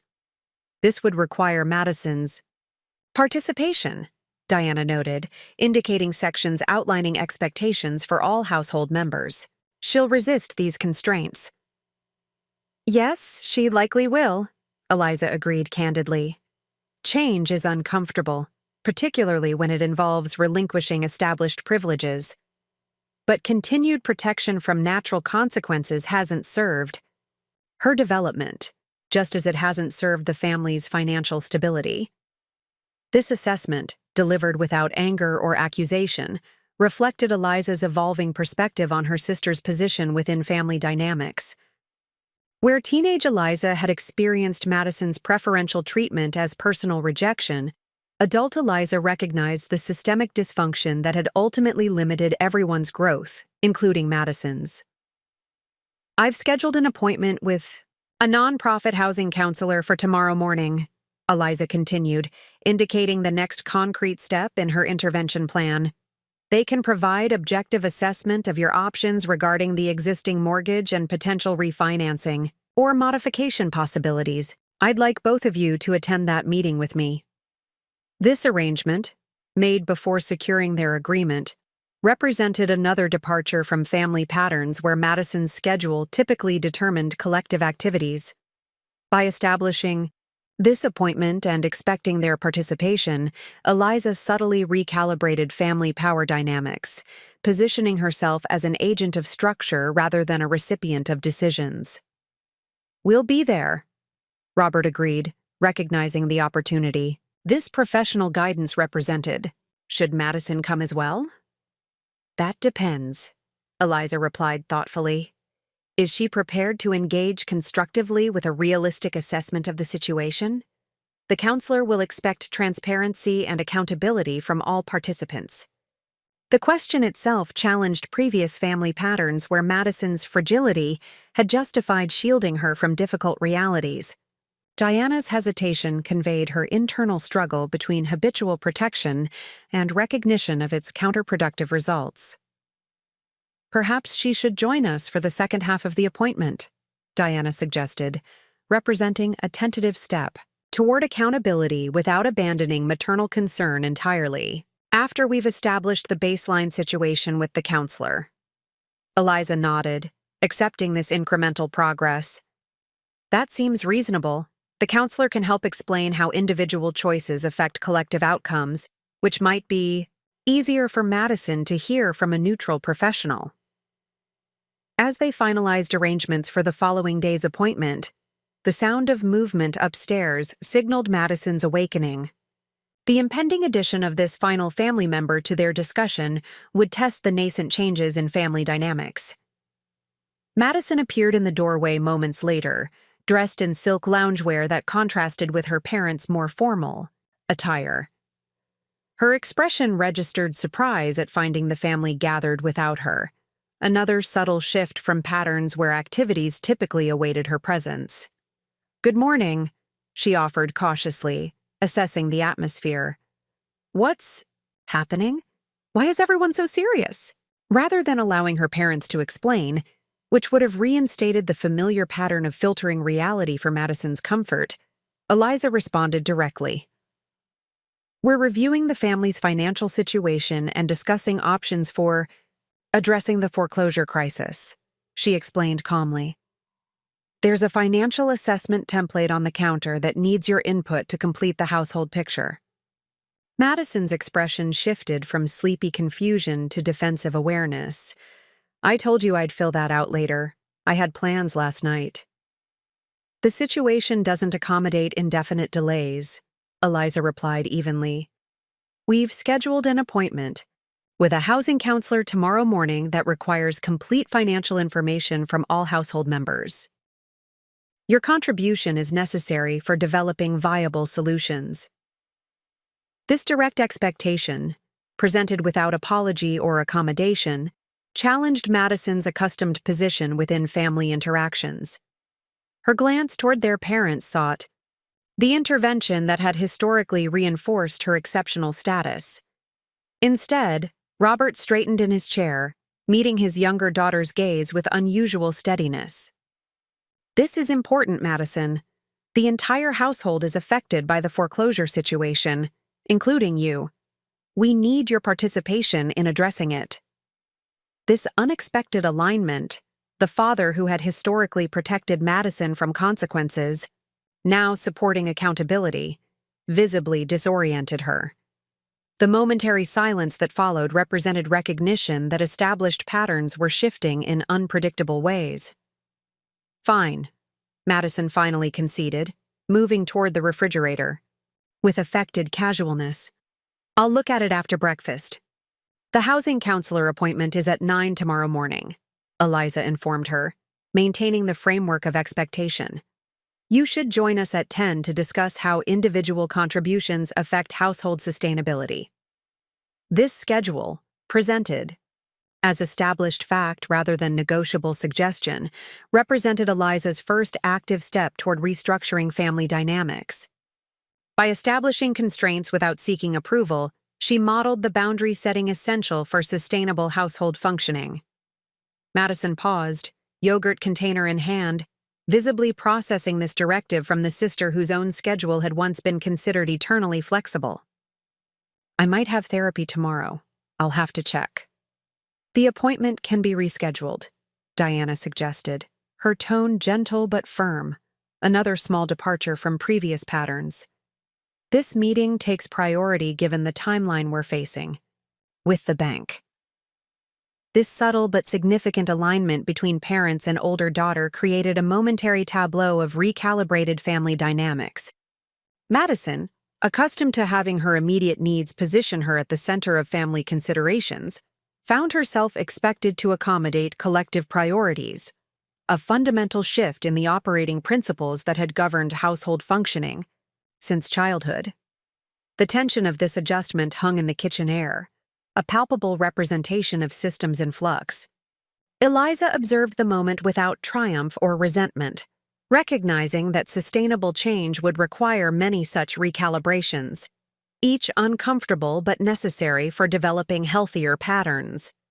As Madison reluctantly retrieved the financial assessment template from the counter, her compliance representing tentative acceptance of new expectations, Eliza acknowledged the significance of this first active step. The family's willingness to engage with structured accountability, however hesitant, created potential for transformation beyond the immediate financial crisis. The garage bedroom of her adolescence, that potent symbol of displacement within family priorities, could potentially serve a greater purpose than she had ever anticipated. The very experience that had once defined her marginalization had ultimately equipped her with the precise skills her family now desperately needed: the ability to create functional systems from dysfunctional spaces, to establish sustainable frameworks where chaos had previously reigned. This recognition didn't erase the pain of past experiences, but it positioned those experiences within a larger narrative of potential growth and reclamation. The first active step had been taken, not just toward resolving the foreclosure crisis, but toward restructuring the fundamental patterns that had created vulnerability where security might have flourished. The meeting with the housing counselor proved transformative in ways Eliza hadn't fully anticipated. Tamara Johnson, a veteran financial advisor with the Lakeside Housing Authority, brought 30 years of experience navigating complex foreclosure situations. Her conference room at the community center offered neutral territory, a professional environment free from the emotional undercurrents of the family home. Robert and Diana arrived punctually, dressed in their most professional attire as though attending a job interview rather than seeking financial guidance. Their evident preparation, Robert carrying a folder of organized documents based on Eliza's templates, Diana with notepad and pen ready, signaled a shift in approach from the resigned helplessness of their initial discussions. "I've reviewed the preliminary information Ms. Winters shared with me," Tamara began after introductions, her no-nonsense demeanor establishing immediate credibility. "Your situation is challenging but not unsalvageable, depending on your priorities and willingness to implement significant changes." For the next hour, Tamara methodically analyzed the family's financial landscape, confirming Eliza's assessment while adding expertise specific to mortgage restructuring and foreclosure intervention. Her objective framing, addressing the situation as a technical problem requiring calibrated solutions rather than a moral failure demanding judgment, allowed Robert and Diana to engage constructively without defensive posturing. Based on these documents, Tamara concluded, spreading loan statements across the table, your current mortgage represents predatory lending practices that violate several consumer protection guidelines. The acceleration clause is particularly problematic given the circumstances of origination. This professional validation of concerns Eliza had identified created visible relief in her parents' expressions.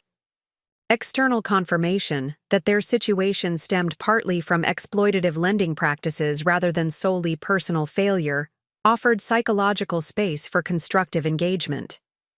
"What does that mean for our options?" Robert asked, leaning forward with focused attention. "It means we have potential leverage for negotiation," Tamara explained, highlighting specific clauses. "My office can file a formal complaint with state banking authorities while simultaneously opening mediation through our foreclosure intervention program. This approach often motivates lenders to consider more favorable terms rather than face regulatory scrutiny." The concrete pathway Tamara outlined, specific actions with potential tangible outcomes, visibly energized Robert and Diana.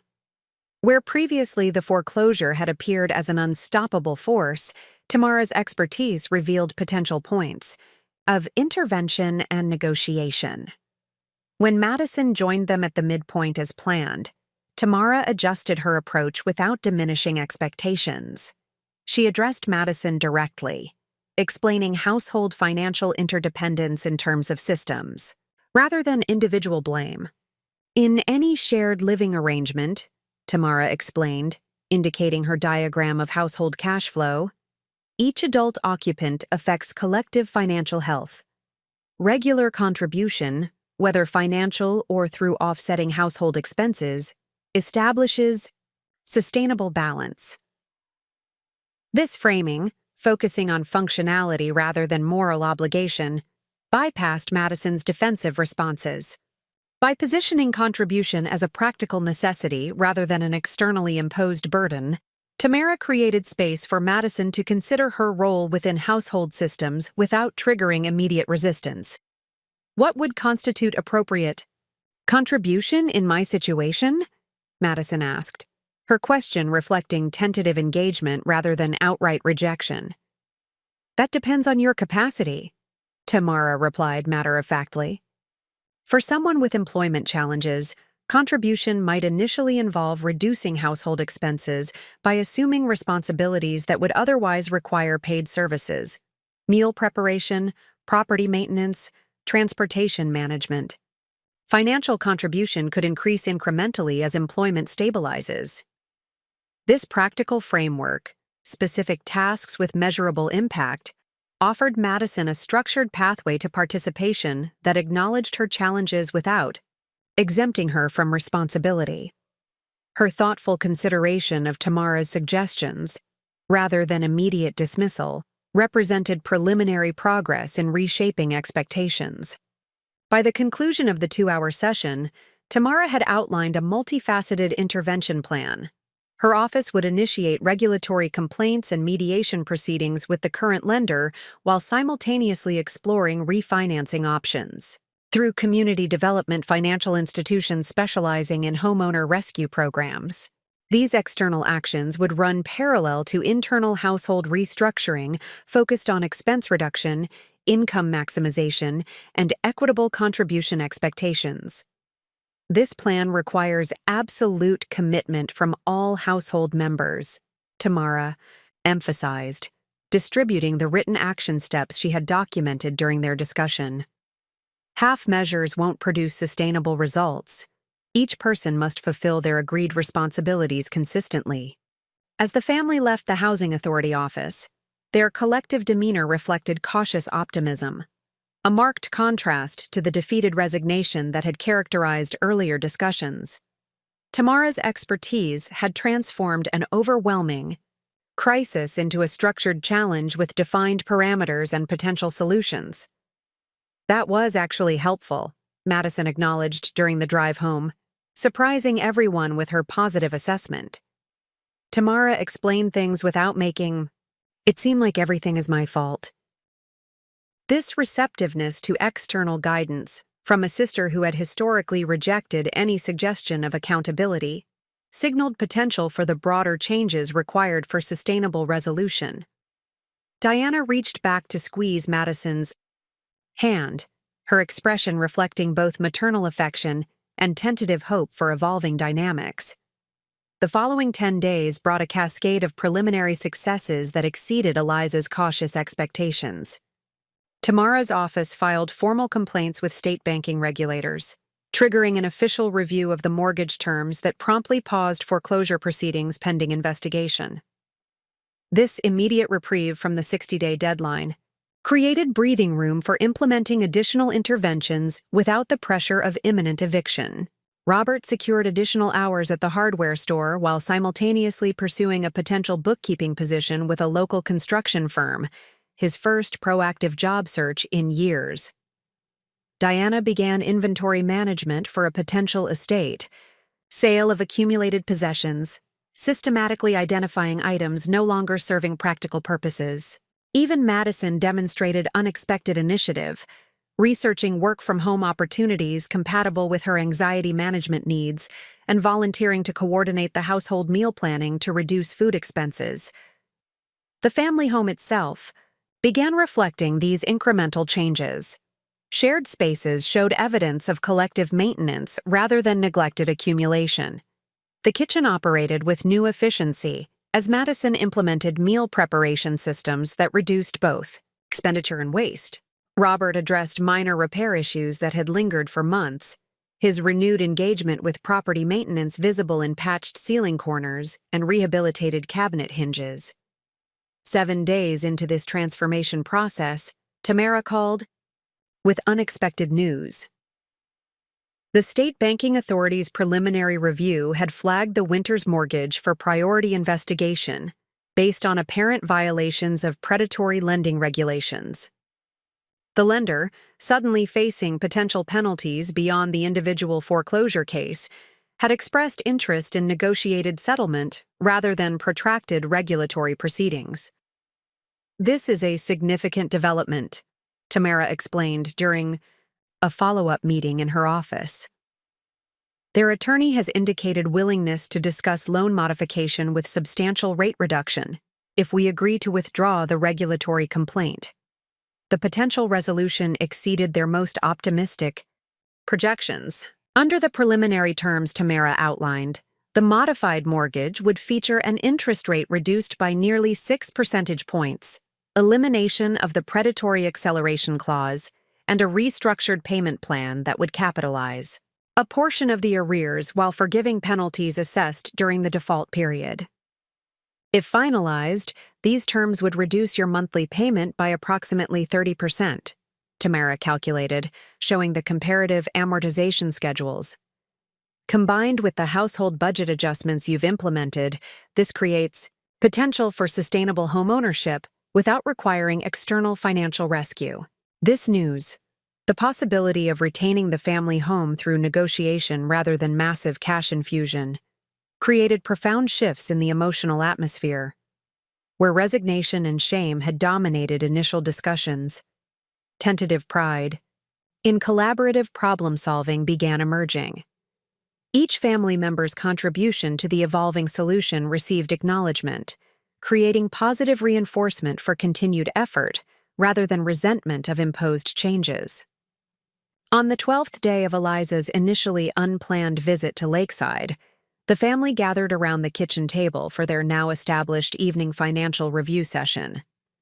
Robert reported successful completion of his first bookkeeping assignment for the construction company, with potential for regular weekly hours moving forward. Diana presented documentation of completed subscription cancellations representing annual savings of nearly $2,000.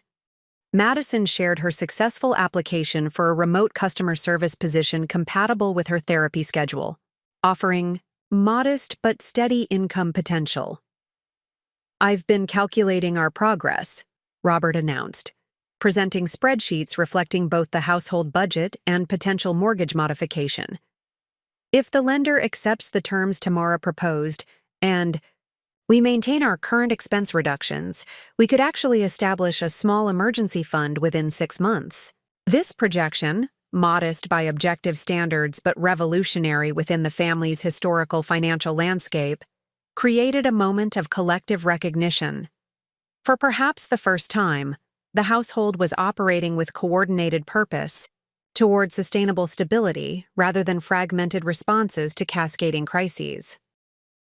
"This is working better than I expected," Diana admitted, her expression reflecting genuine surprise at their rapid progress. When Eliza first arrived and started talking about structured approaches and accountability measures, it seemed overwhelming. But breaking everything into specific steps makes it feel manageable. Madison nodded agreement, another unexpected alignment. "Tamara's framework makes sense, contributing what you can while building capacity for greater responsibility. It's actually less stressful than constantly feeling like I'm failing to meet impossible expectations." This emerging perspective, recognizing structure as supportive rather than constraining, represented significant evolution in family dynamics. The preliminary successes of their intervention plan had created experiential evidence that coordinated efforts yielded better results than individualized crisis responses. Eliza observed these developments with professional satisfaction, recognizing the implementation of systems she had designed operating effectively within this most personal context. The family's rapid adoption of structured approaches exceeded her projections, suggesting potential for sustainable change beyond the immediate crisis resolution. Yet beneath this satisfaction, Eliza noted concerning patterns emerging alongside the positive developments. The family's enthusiasm for initial progress, while encouraging, carried undertones of premature confidence that echoed previous cycles of temporary improvement, followed by regression to established patterns. Robert's financial projections, while more realistic than previous family budgeting attempts, still incorporated optimistic assumptions about consistent income and disciplined spending that hadn't been tested against established habits. Diana's enthusiasm for expense reduction focused on visible subscriptions, while avoiding examination of more deeply ingrained spending patterns tied to emotional regulation. Madison's engagement remained contingent on external validation rather than internalized responsibility, suggesting potential vulnerability to disruption if reinforcement patterns shifted. Most significantly, the family's excited focus on the potential mortgage modification reflected tendency toward relief-based complacency, the pattern of relaxing vigilance once immediate crisis pressure diminished. Their conversations increasingly emphasized when the modification is approved, rather than maintaining contingency planning for potential complications or delays. During their private evening phone check-ins, Tamara shared Eliza's concerns about this emerging overconfidence. "Early wins in financial intervention often create false confidence," she noted from extensive experience with similar cases. "Families tend to overestimate how much has fundamentally changed based on initial progress, making them vulnerable to regression when inevitable challenges arise." This professional assessment aligned with Eliza's observations of subtle warning signs amid the genuine progress. Family meal planning showed initial efficiency followed by gradual relaxation of budgetary constraints as novelty diminished. Household maintenance tasks were completed enthusiastically when yielding visible improvements, but approached with decreasing diligence when involving routine upkeep. Financial monitoring that had begun with daily precision gradually shifted toward generalized estimates as the immediate crisis pressure receded. "I'm concerned about sustainability once I return to Boston," Eliza confided during her third week in Lakeside, having extended her initially unplanned visit to support implementation of the intervention framework. "The systems are functioning, but integration seems more procedural than internalized." That's typical at this stage, Tamara reassured her. Behavioral change follows predictable patterns. Initial enthusiasm driven by crisis motivation, followed by waning commitment as pressure reduces, then potential regression toward established patterns when external structure diminishes. This cycle matched Eliza's professional experience with clients implementing significant space restructuring. Initial excitement about transformed environments typically yielded to old usage patterns unless sustained practice established new habits. The parallel between physical space adaptation and financial behavior modification offered insights into potential intervention approaches. Rather than directly challenging the family's premature confidence, which might trigger defensive resistance, Eliza began incorporating structured accountability measures designed to withstand inevitable motivation fluctuations. She introduced weekly financial review sessions with documented outcomes rather than conversation-based check-ins. Expense tracking shifted from manual recording to a shared application that generated automatic comparative reports highlighting pattern deviations. Household contribution expectations transitioned from general agreements to specific assigned responsibilities with scheduled rotation and performance metrics. Most importantly, Eliza began preparing for her eventual departure by gradually transferring facilitation responsibilities to different family members, creating distributed accountability rather than centralized oversight.